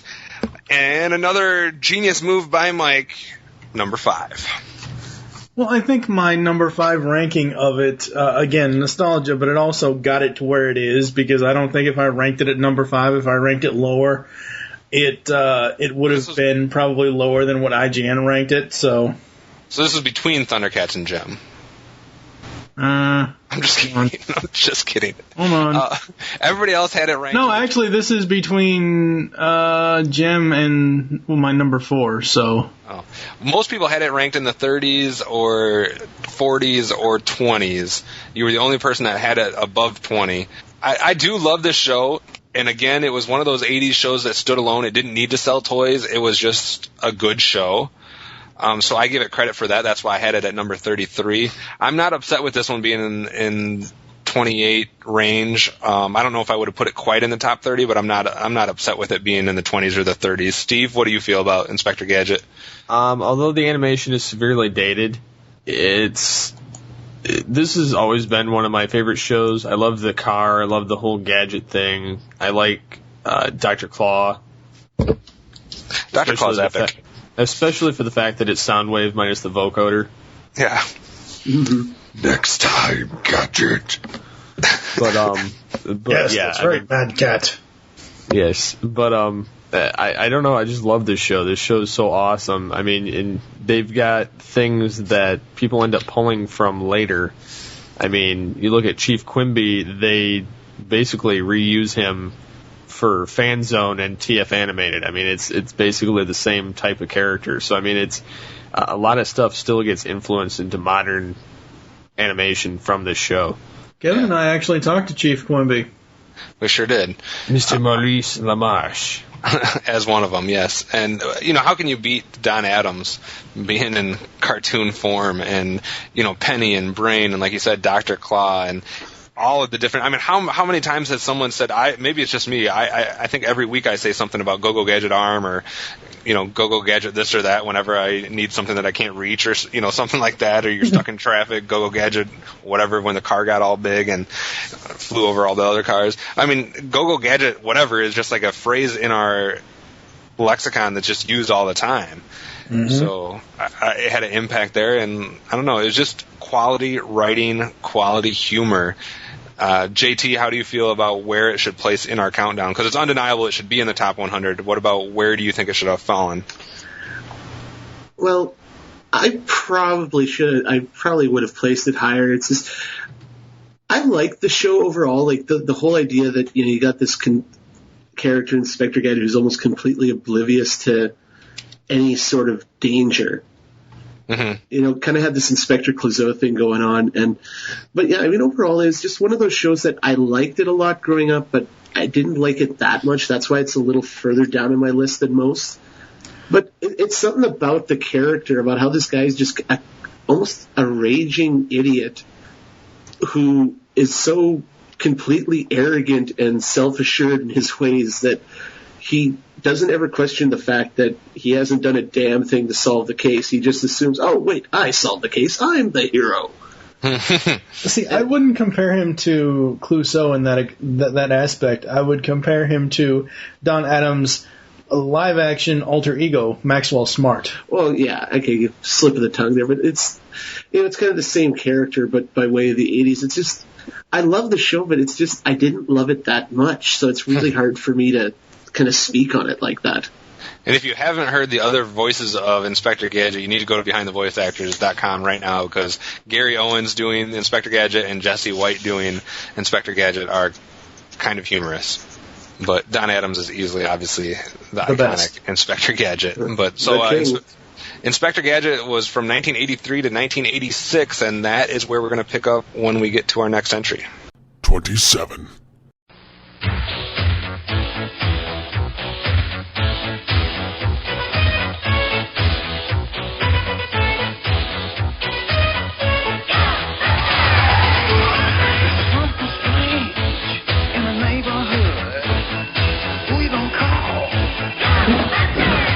So 1986 started a 6-year run for perhaps what was the greatest live-action movie adaptation into a cartoon ever, and I'm, of course, talking about Real Ghostbusters. IGN had it ranked slightly higher at 22. We have it at 27. I think this is definitely a top 30 cartoon. And like I said, there's been so many other live-action to cartoon failures, whether it was a TV show adaptation or a movie adaptation, and this just did it right. And I think JT's very happy. Or maybe he's upset because maybe he wants this one higher. I'll let you start, JT. You had this at number 4. Are you upset or happy? I'm okay with where it is. I mean, again, it's kind of like Thundercats. Like, I love Thundercats, and I put it where I put it because I felt it deserved to be there. But it's definitely, I figured, top 30, top 25 is a great place for the Real Ghostbusters because, again, it took what was one of the most popular movies of the 1980s. It spun it off into its own little thing, and it's a cartoon that dealt with ghosts that they didn't do it strictly for laughs. Like, the ghosts were scary, they were cruel and kind of violent, and it really took the mythology that was presented in the movie and played it off in a lot of interesting ways. I mean, aside from like the two villains in the movies, like Gozer and Vigo, you never really got to know any of the ghosts as characters, and whether they were taking on like the biker version of the Headless Horseman or the one where they somehow travel back in time and meet Ebenezer Scrooge on New Year's Eve. Like, it wasn't just about ghosts, but they made the show itself, like, everything about the show had a character, it had a purpose, and it was just entertaining as hell. Yeah. I do want to mention before I forget that this actually tied Inspector Gadget. So Inspector Gadget and Real Ghostbusters were coming in at a tie, and Real Ghostbusters is the one that won the tiebreaker. Mike, you had this at 74, so how do you feel about its placement? I feel pretty good. This was the better of the Ghostbusters cartoons back then, because Extreme Ghostbusters sucked, and the Filmation Ghostbusters was just blah. I actually disagree. They didn't suck. They are not as good as this one, but they didn't suck. Extreme Ghostbusters, specifically, that show sucked. No, it didn't. Yes, it did. Yeah. It wasn't as good. Yes, it did. Rewatch it. No. No, this show was amazing. I agree with whatever, everything JT had said. Just amazing casting as far as the voice cast, because you had voice actors who almost sounded a lot like the actual actors from the film, for the most part. I mean, specifically Peter and Egon. I mean, they kind of sounded. I know Peter was Lorenzo Music, so there's a Garfield reference for you. But yes, there is. Just amazing stuff with this, and I'm happy with where it is. Yeah, and of course the other ones were Frank Welker, Arsenio Hall, and Maurice LaMarche. But I don't know, like, Steve, you must feel very happy about this one because this is basically exactly where you had this one at 27. Yes, it is. I was quite amazed to see that, honestly, but I'm very happy of where it landed. I would say that this is, obviously the better one, and I am glad that it pretty much follows along the lines of the films, and you do have the people that sound pretty damn close to the actual actors and characters, and I don't know, I used to like watching this show a lot whenever I caught it on, and it was usually on like the, Family Channel, whatever incarnation it happened to be at the time. Yeah, I'm not sure where it was when I was watching it. I should say, just to clarify, that Dave Coulier and Buster Jones also played the Ghostbusters at different times. They kind of did two of them got switched over at some point, so I don't want people to think we don't know that. But yeah, I think it played on ABC when it was like on a network originally. Yeah, something like that. But the one thing I just want to correct you on there, Steve, is the cartoon played off the story of the movie, but it wasn't actually tied to it. It wasn't continuity? tied to it. Yeah, like they used the. I knew it wasn't into continuity. I just okay. I knew it was a completely different entity, but it tied in other ways of how everything got set up, mostly not.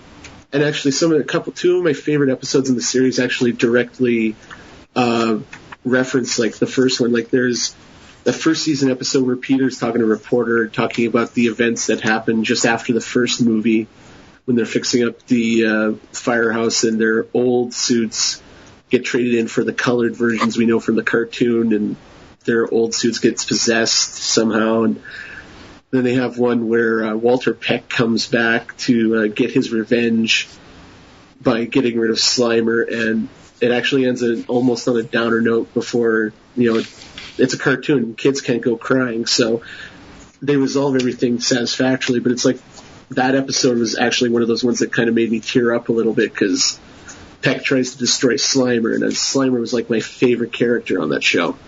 I actually preferred the animated version of Slimer to the movie version of him.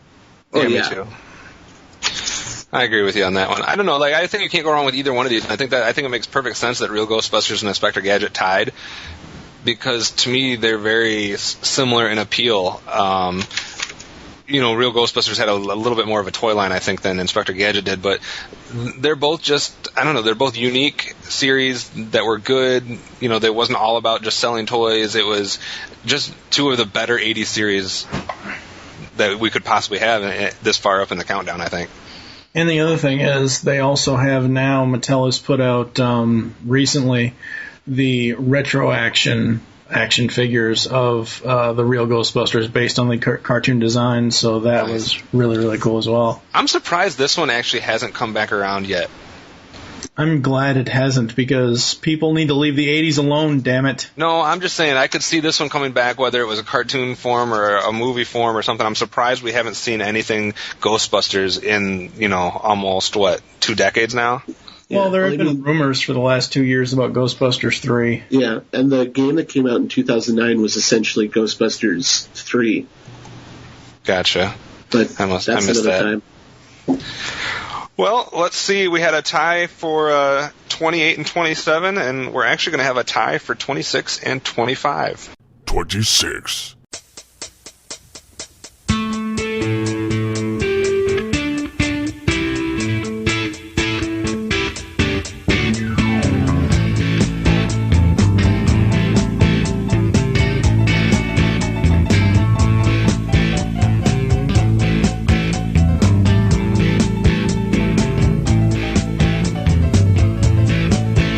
So coming in at 26, I think this one's a absolute no-doubter as far as its impact and what it led to, and that is Beavis and Butthead. Now, some people like it, some people don't like it. I think it definitely deserves at least this high on the list, if not a little bit higher. IGN had it ranked number 5. That's a little too high. But just... it was an absolute one of a kind, and I know parents hated it, and obviously teenagers and kids loved it. I don't know, the uniqueness, the way it pushed the envelope, I wasn't a huge fan of it, but it was one of the biggest shows of that decade, as far as what I'm concerned. Now, I didn't rank it this high on my own personal list, but I see now that I probably should have ranked it a little bit higher. Mike, you're the only other one besides me that had it on your list. I mean, this is the first one that 12 people voted on.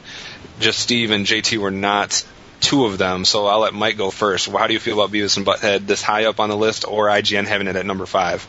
I don't agree with IGN, and I don't even agree with us. I mean, Beavis and Butthead was great for its time, and it was great in its time, but again, it follows the same line of type of comedy that Ren and Stimpy has, and I mean, well, anybody can do a Beavis or a Butthead impression nowadays, and that's great. I need TV for my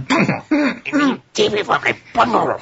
You know, I mean, anybody can do those impressions. I think this should be way lower. I think this should be somewhere around, like, 56, 57, somewhere in there. I think I'm going to be the only one that thinks that this and Ren and Stimpy both are easy top 30s. I would rather watch Ren and Stimpy than Beavis and Butthead. Yeah. I mean, I think it deserves its place on the list. I don't agree that it should be this high. IGN's not, I mean, if I'm nuts for ranking Inspector Gadget at 5, IGN's nuts for ranking this at 5. I agree that you're both nuts. Shut up. I just think for the impact and for what it did, I mean, granted, I don't like a lot of what came out afterwards that kind of used the limits that Beavis and Butthead pushed and kind of ran with it as far as some of the other, I don't know if you want to really compare Adult Swim to that as far as taking the torch and running with it or something, but I don't know. Like, to me, as far as the 90s go, it was one of the most controversial and one of the big shows that had the biggest impact, whether you liked it or not. This is like the unrated version. I hate to say this, but for me, this was like the unrated version of Muppet Babies with music videos, because every time I saw this show, the only thing I could think of was a Muppet Babies episode, because they would show the animation of Beavis and Butthead, and they would cut, and then they would show them watching MTV or music videos or whatever, and they would actually show the music video in the cartoon. Did you actually just say Muppet Babies and Beavis and Butthead in the same sentence? Yes, I did. You said JT, they're save exactly us. the same, just different. JT, save us. Well, great. No, I'm the Messiah. No, like Beavis and Butthead, like I didn't actually have access to MTV, so I caught it on the Much Music here in Canada. But it was okay. Like, it was entertaining for the most part. Like, I preferred the actual episodes to the, music videos.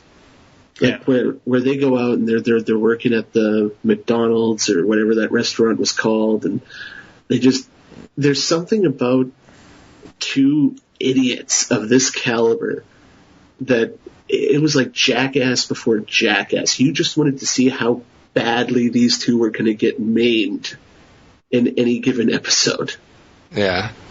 And I'm not saying it was one of my favorite shows either. I just think, just for its impact, it deserves to be this high. Yeah. But, I mean, it was entertaining. Like, it made you laugh. And it's like, to this day, I'll either do the Beavis laugh or it'll be like, come, butthead. Yes. Something like that. And they made for an entertaining movie. I didn't think they could turn something like Beavis and Butthead into a movie, and they did, and the movie wasn't that bad. Yeah. But it's just one of those ones that, I laughed, but it didn't really leave that much of an impression on me. Well, I will say, IGN had it at number 5. Nobody on our list had it that high. We had someone that had it at number 8, and we had a couple of people that had it in like the top 20 or 15, but I think that's too high. I think somewhere around 25, 26, 30 is about right for me. But let's see what tied it and what is our first of the top 25. 25.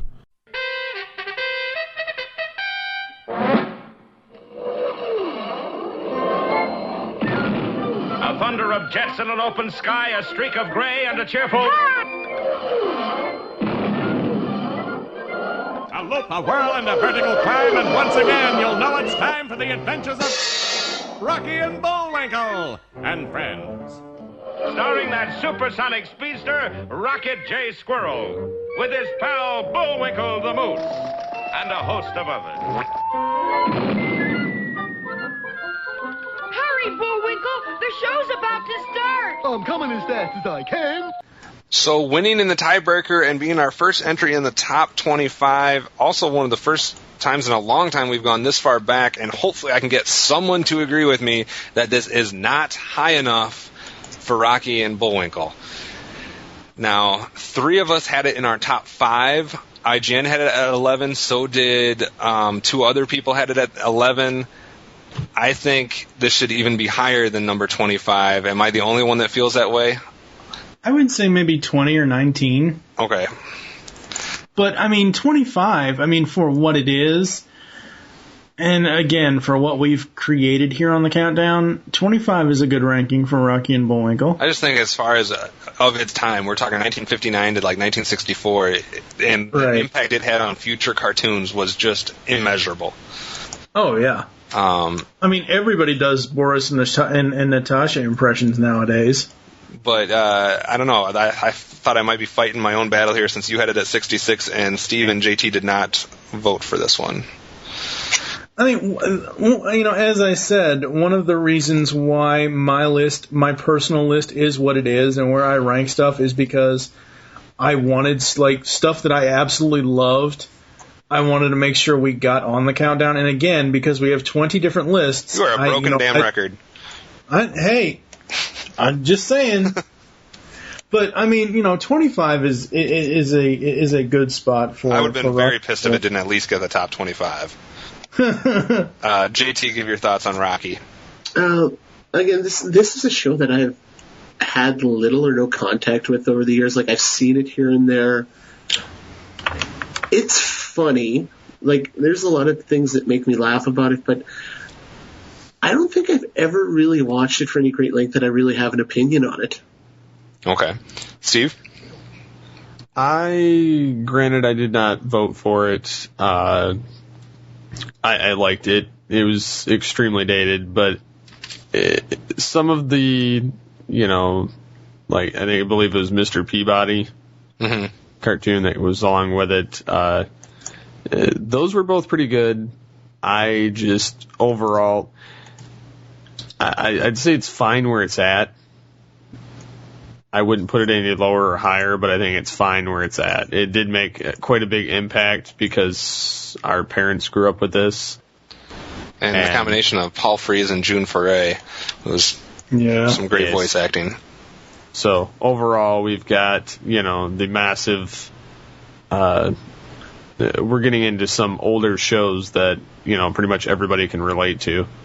Yeah, nobody can deny the impact that a show like Rocky and Bullwinkle had, or some of these other ones that we've been starting to talk to. We're definitely getting into some seriously epic and legendary, iconic cartoons. That's for sure. Yeah, for me, Rocky and Bullwinkle, like Steve said, had Mr. Peabody and Sherman. It had Aesop's Fables, or Aesop and Son. But the Rocky and Bullwinkle specific to this, those cartoon shorts were just so great. And I gotta say, it had one of the better live-action crossover movie, live-action CG movies, honestly. I really loved the Rocky and Bullwinkle movie because you had Robert De Niro, Rene Russo, and Jason Alexander as the bad guys. Yeah. It was just one of those really, really cool things. And the series overall was great. Everybody loves Mr. Know-It-All. Except the rest of us, apparently. It's just, who doesn't love a know-it-all?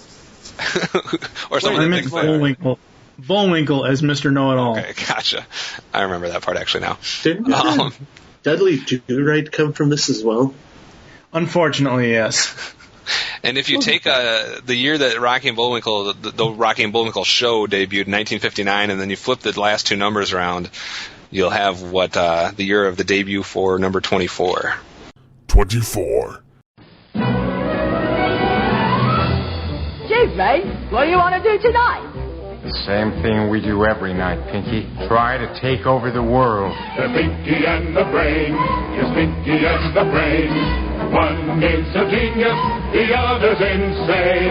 They're laboratory mice. The team has its spice. They're Pinky and the Brain. So for those of you, unlike Mike, that actually got that number thing, we're in 1995 for number 24, and that is none other than Pinky and the Brain. Now, I'm going to defend myself real quick, because I'm the only one out of the four of us that did not even put this on my list. What the hell is wrong with you? And I'll give you my reasoning. My reasoning for not putting this on my list is because I had Tiny Toons, I had Animaniacs on my list, and for me, this didn't get a spot because it basically was a part of Animaniacs. And I know it branched off and it was successful and it ran for 6 years and it won a bunch of awards and all that other stuff, but I didn't have enough spots to give both a spot to this and Animaniacs, so I only gave it to Animaniacs. But I do, Pinky and the Brain is one of my favorite individual cartoons of the 90s, so I will at least say that. You guys all had it in your 20s or 30s, so is this a good spot for it? Oh, yeah. We actually, one of the things about Pinky and the Brain, the characters themselves, they never actually take over the world, unfortunately, and they come close a couple times. They come very, very close, but something always goes wrong. And we've had the great pleasure, Kevin and I have both had the great pleasure to talk to both Pinky and the Brain, Maurice LaMarche and Rob Paulson. I would have loved to have seen what would have happened if they eventually did take over the world with one of their harebrained schemes. But I mean, Go ahead. I don't know. They're just iconic voices and characters, and the whole Pinky and the Brain, like the great theme song. It's just everything's good about this show. Yeah, so good. Steve, how do you feel about it coming in at 24? I think I'm honestly fine with where it landed. I mean, it's I don't know. I like that a lot more than the regular Animaniacs just because I like those two characters, and I love the Brain. The Brain was so awesome. No, Pinky and the Brain's one of those cartoons that I started watching it through the beginning, and I almost clawed my eyes out in horror when it became Pinky, Elmira, and the Brain. Oh, God. Yeah, let's not go there. Yeah, but no, Pinky and the Brain's definitely up there. Like, you can see where I put it 23rd on my list, because it was smart, it was funny. There was something. It's just like they had one of the most classic comedy bits of all time. It's like, are you pondering what I'm pondering? I think so, Brain. But why would anyone want to Pierce Brosnan? You know, I don't know if he ever actually said that though. No, he did. It's like Comic-Con 2007 or something. Oh, okay. It's like he's like, you say it and then I'll do the Pinky, and he does that. Right, but I mean, it was never in an episode. That in the show. No, but. I still count it as such. Right. But it's like one of those bits. It's like, Abbott and Costello's Who's on First. Yeah. It's one of those all-time great comedy bits. Because every time it makes me laugh. And they taught a pretty good lesson for kids. They never gave up. Yep. Yeah, I just think the combination, I mean, like Steve said, Brain is such an awesome character, and I love Pinky. For me, Pinky was like one of my favorite characters for a good couple of years in all of animation, and I think just the genius of LaMarche and Paulson playing off of each other is just unforgettable. There is I don't know if you guys have seen it, I think I favorited it on YouTube. Someone recently, I don't know if it was this year or last year, did a video on YouTube while they were at a convention of Maurice and Paulson, Maurice and Rob together. And Rob thought she was taking a picture. Maurice was like, no, she's shooting video because Rob was like in Pinky's voice, just take the fucking picture. You guys gotta go. I'll have to link you guys to that video because that's just so awesome. But yeah, these two characters were just amazing, and the show was amazing. The fact that it was the one show that branched out of Animaniacs was so awesome. Yeah, I'm glad it's the one that branched out, and I guess I don't have any problem with it being 20s, 30s, somewhere in there. 24 is not a bad spot for it. And now I present episode 23. Excellent. Yes.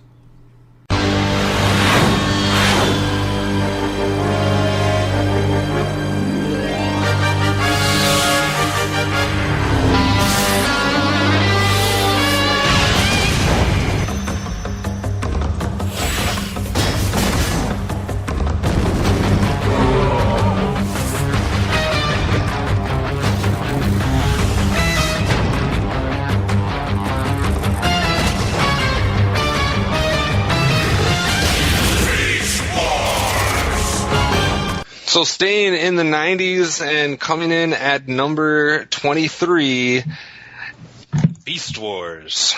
Yes. And I am afraid to say anything bad about this placement or this show because I do not want Megatron to kill me. I will kill you.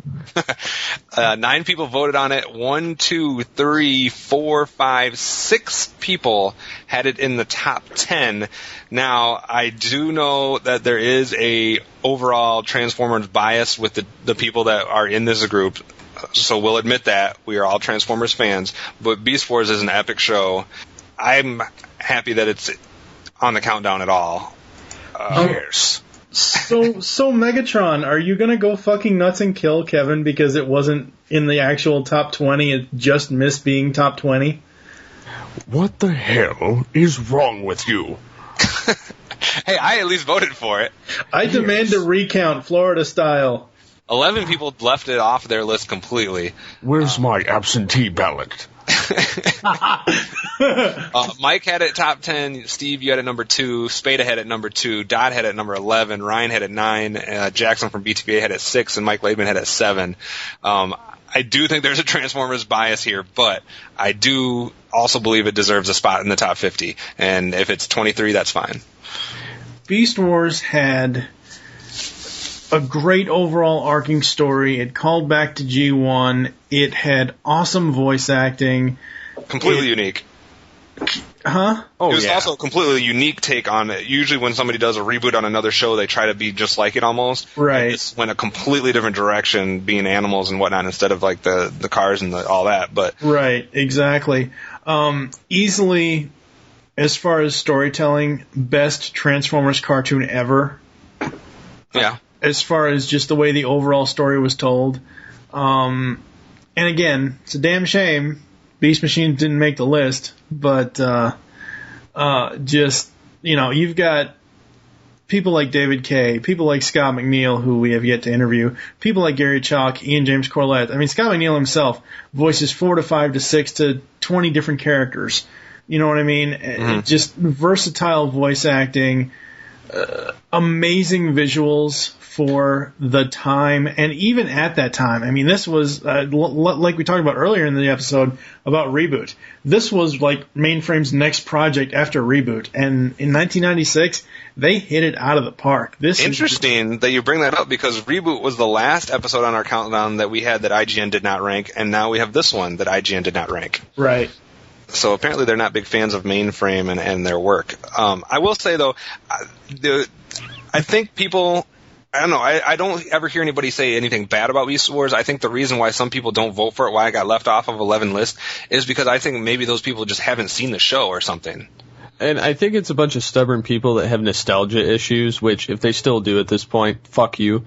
But it's more so, I don't know. I think...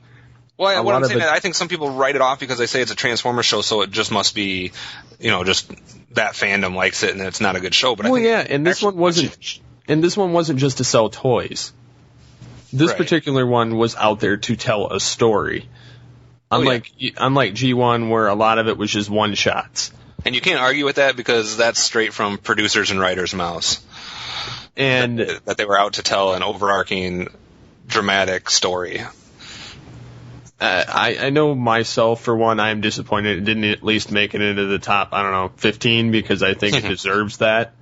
I put it at number 2 on my list because I honestly think that it's, one of the best of all time. I'm not naming my other one, but yeah, I mean, this show is so iconic. I mean, we even dedicated a separate podcast to it. I don't know, it's so great to watch, and it's even coming out for a new re-release, which I hope brings out a resurgence of people to watching this show. And you might not know, but it actually won an Emmy. I believe it. I think a lot of people don't realize that it actually won an Emmy and it got some critical acclaim. JT, we haven't let you have a chance to weigh in. You're kind of in between. I had it at 46, and a lot of these people had it top 10, and you have it 24. How do you feel about it coming in at 23? Again, you were only off by 1. Yeah, I'm happy where it is, but you know, it is like one of the best cartoons of like the last, 15 years, so like that. I mean, like Mike said, it had great characters, it had great writing, it had humor, it had action, it had drama. I mean, I think this is one of like the end of the first season where Optimus Prime is flying the pod into space to take out the Planet Buster, thank you. And Megatron shows up and he's just like being a complete dick, and it ends with like, the explosion and Megatron and all of that. And it's like one of the first cartoons that I actually fiended for the next season to get started because I wanted to know what was going to happen next. Yeah. And I can't say that about a lot of cartoons. And I could have even seen it going a little bit longer than it did. Mike, before we let our special guest close this part out, you had any last words about Beast Wars? Just amazing. Just so awesome. Like I said before, the characters, the visuals, all the callbacks. I mean, any G1 fan will I guarantee you show any G1 fan the Agenda 3-parter, and they will fall in love with this series. I mean, Lee Toker did amazing as Ravage, and Lee Toker didn't even know that there was a cartoon before this. He thought, oh, this is just a character I'm playing. He didn't realize, I mean, there is a total Ravage fan base just on Ravage himself, and just amazing stuff. Megatron, final... Well, hold on. I got a question for Megatron, actually. Uh-oh. Because I know there's going to be some people out there that are saying that we've ranked this too high. So, Megatron, what is your response to those people that are having problems with us putting Beast Wars at 23? Well, I would definitely have to say that it deserves much higher on my list. And if you don't agree with it, then I will have my Predacons eat you. In any case, I think this show deserves under top 20 because I am in it. Yes. Fuck you to all who disagree with my decision. Yes. 22. Ladies and gentlemen, Garfield and friends. We're ready to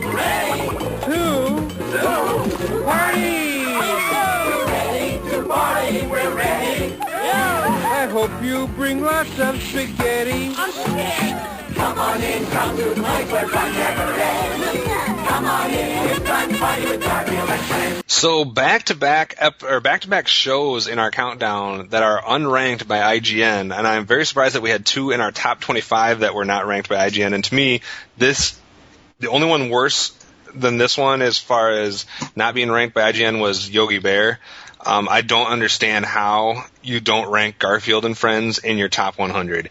This was one of my favorite shows in the period that it was on, 1988 to 1994. 7 seasons, over 100 episodes. 12 of us voted for it. IGN, how do you not rank Garfield and Friends? Because they're Adult Swim whores. That's why. I might say that this is one of the best as far as like a Sunday morning cartoon strip, like adaptation into an actual cartoon. I know there's been a lot of them. But this was just so perfectly done. And I loved the Garfield segments. I loved the U.S. Acre segments. 12 of us voted for it. So, I mean, it deserves a spot. And I'm actually thinking that this is about a perfect spot. I had it a little bit higher on my list, but I think this is about perfect. We're ready to party. Mike, how do you feel about 22? Oh man, this is perfect. This is great for this one.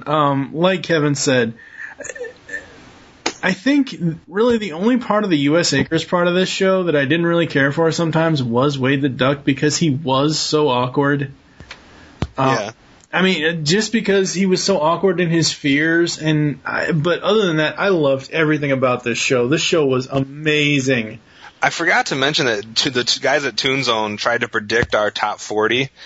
And They did not list this one, so I don't know if they're going to be having a problem with it or if they just forgot about it. But this definitely deserves top 40, and I don't know. I like 22, but JT, you had this at 90. So is this too high?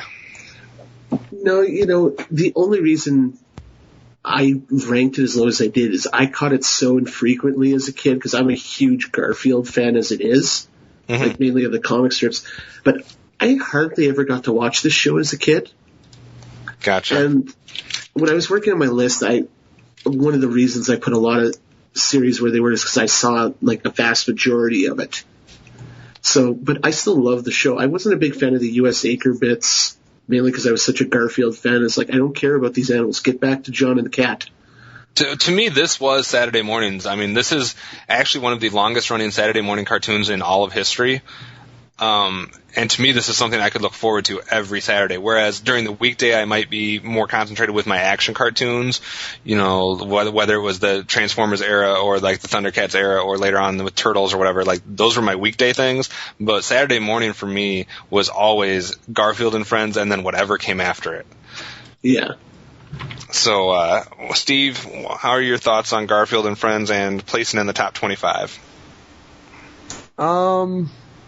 I would definitely say that it deserves to be in the top 25, considering how long this show keeps going. And I think they still have like a newer version of it at some point. They have the Garfield show right now with Frank Welker, which is actually a really good show. But I mean, this is one of those timeless classics characters that you gotta love this character. To me, this was such an iconic character for the 80s. This is like Garfield in the 80s is what like Popeye was, or like, some of those characters were for their generations. Like Garfield is just such an iconic character. Look at all the movies that have come out with it, another cartoon show, and I actually think that the current cartoon show is actually a little bit underrated. It should be, more people should be talking about that too. I don't know. I don't know. I just love this show.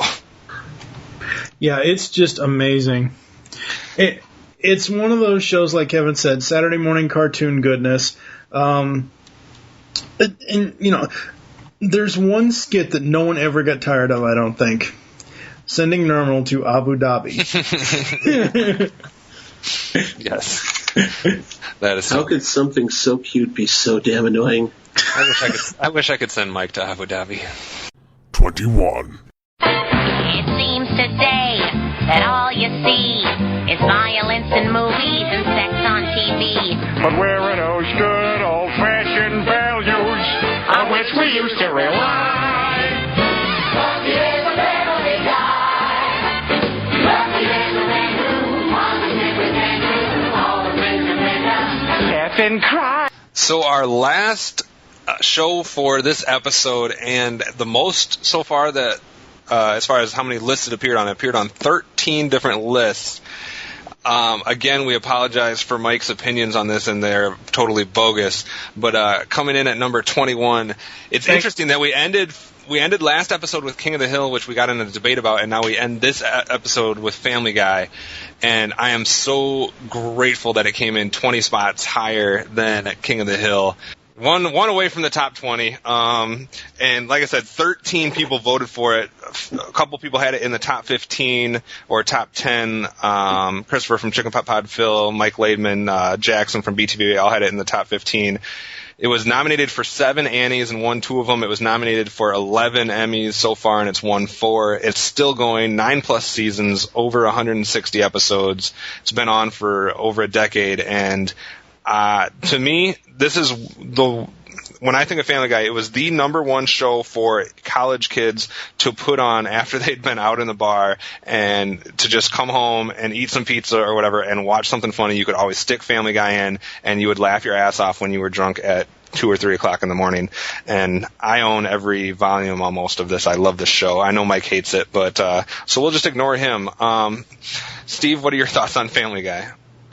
Definitely like it more than Beavis and Butthead or some of the other, I don't know, primetime shows. But I still prefer Simpsons over this. Well, no, I totally get that. For me, I never liked The Simpsons, and to me what sold it was I love the characters. I know there wasn't a ton of I'm development like we got into that debate last episode, but the characters are so memorable as far as Peter and Stewie and Brian and I don't know. I'm not a fan of anything that's come after that. I'm not a fan of American Dad or The Cleveland Show or any of that stuff. But for me, Family Guy, I know all they do is just constantly throw in retro pop culture references, but I love that. But I totally understand what you're saying about The Simpsons. JT, any thoughts on Family Guy before we let Mike have the stage? Well, I do like Family Guy a little bit. It's just, like you said, you didn't really watch American Dad. I kind of almost prefer American Dad at this point because it's something about the characters they have in that show versus Family Guy that I think it's the better series, at least in the way they parody stuff. Because Family Guy, it's kind of like The Simpsons. After a while, it's the same thing over again. Lois is a sexy MILF. Peter's an idiot. Quagmire's horny. Chris is an idiot. Stewie's the one thing I'm most disappointed about the show. He went from being this great character. He's a talking baby that everyone kind of responds to without really responding to. He's trying to kill his mother. They've just forgotten about that and made him gay. Well, I think it's kind of gone in and out. It has. Whereas a lot of people say for The Simpsons it was the first so many seasons that were really good and then it went downhill, I think Family Guy has gone up and down. There's been a good season and then a bad season and a good season, a bad season, all over the place, or good episodes, bad episodes. Yeah. I don't know. For me, if I have to... Go ahead. I was just saying, like I said, it's just after a while it seemed to lose that unique spark that it had that it made me want to watch it in the first place, and now I'll laugh at it, but I don't seek it out the way I do other shows. No, I don't seek it out like I used to, but I don't usually like any of the primetime cartoons, so I at least prefer it over them. But yeah, I don't seek it out like I did when I was in college. Go ahead with your stupidity, Mike. All right, first of all, I will say one thing about the show. The only time, because I've caught, 10 or 20 episodes here and there over the years, more recently, actually, because Cartoon Network shows reruns and syndication constantly, nonstop. The only time I've ever laughed at any bit from Family Guy was when they did a Star Wars parody and R2-D2 came out of the side of the ship with a submachine gun or something. That's the only time I've ever laughed in this entire series. We already know that your sense of humor does not like this series and stuff like is that. So a ripoff of The Simpsons. Every Halloween episode I've seen of this series, it's just a Family Guy version of a Treehouse of Horror episode. I cannot watch this series, and I will not watch this series. It's one of those series that you either love or you hate. There's no in between. Thankfully, enough people loved it that they brought it back from cancellation. So that basically leaves 20 spots left. So everybody start scratching your head, looking over what we've already said, and there's only 20 spots left. So if you have a certain cartoon in mind, I don't know. Maybe we'll see it. Maybe we don't. And I'm sure a bunch of people on the different forums in our site as well are going to be trying to predict which shows come in the top 20. But for that, you're going to have to wait another week to see. I don't know. What are your guys' thoughts as far as where we stand right now? I'm going to give you each a chance since we're getting real close to the end. As far as we've seen 80 shows already, we only have 20 spots left. Mike, what are your thoughts so far? I honestly don't know at this point. Like I've said, and Kevin's called me a broken record about this, but our list so far has been so diverse. I mean, we've had shows from every different generation, shows from every different genre of animation and animes as well. So I don't know what's going to happen in the final episode. No, seriously, I don't even want to try to make a prediction. I've been thinking back at all the different discussions we had when we were talking about different franchises and what we expected to see or what we didn't expect to see, and now that there's only 20 spots left, it's will we see some of those? Obviously, I know, but will some of them show up or not as far as all the different franchises we've talked about? And it's going to be interesting to see some of your guys' reaction, and I'm sure it'll be interesting to see the backlash once we get done and people are like, wait a second, something such and such wasn't on the list. JT, any thoughts of the first 80 and only 20 spots left? I'm really intrigued to see how the home stretch goes here. There's two cartoons in particular that I hope, if either one wins number one, I'll be happy. But the only, so far from 100 to 21, the only quibble that I've had, or two quibbles I've had, is the placement of Voltron and Robotech. Yeah. I would have put them, I would have put them in the top 50, and I would have put Voltron top 30 for sure, just because, like I said, both in the posts on the website, they're the two animated series that I credit with making me want to take a deeper look at what I was watching. Yeah. I honestly, besides maybe Rocky and Bullwinkle, or maybe, I don't know, yeah, I think Rocky and Bullwinkle is about the only one I can think about. I think every show that has made our top 20 deserves to be in the top 20. I'll put that much out there. So I'm happy with the group of selection. Whether I'm happy with the order or not is a different thing. Steve, any thoughts on where we're at so far? For the most part, I'm fine with everything that's come up and where it's been placed, except for Beast Wars. That's more so personal preference, but at the same time, I still think if TFG1 makes it into the top 20, to me, that's, I mean, yeah, I can kind of see where that goes, being that it's what started it, but it doesn't have as much hold up as Beast Wars, so I still think Beast Wars should have been in the top 20. If it shows up, I want it to be like 20 or 19 or something like that. Oh yeah, I don't want it to be like top 10, because then we're really going to get chastised. Yeah, well, it doesn't deserve top 10 anyhow, but to me, I'm hoping the original the 1994 Spider-Man shows up. I'm hoping X-Men shows up. If those two showed up, I'm sorry to cut you off. If those two shows don't show up, we need to redo this entire project. Well, it's like they suggested. Maybe this will be an annual thing or something, but not quite as strong. But I would do annual. But you're outvoted, Mike. Sorry. All I know is, sorry. Go ahead. But yeah, I'm hoping that.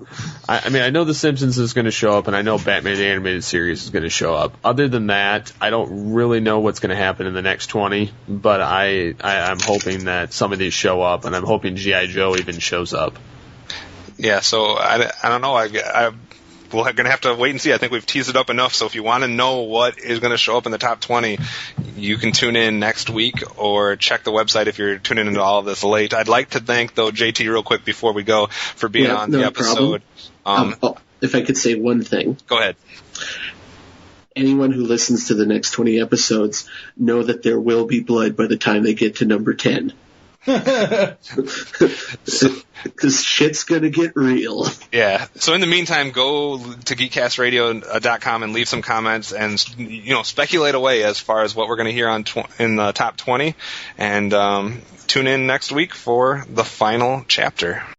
You've just heard 40 through 21 of the top 100 animated series of all time. Stay tuned until next time when we reveal 20 through 1.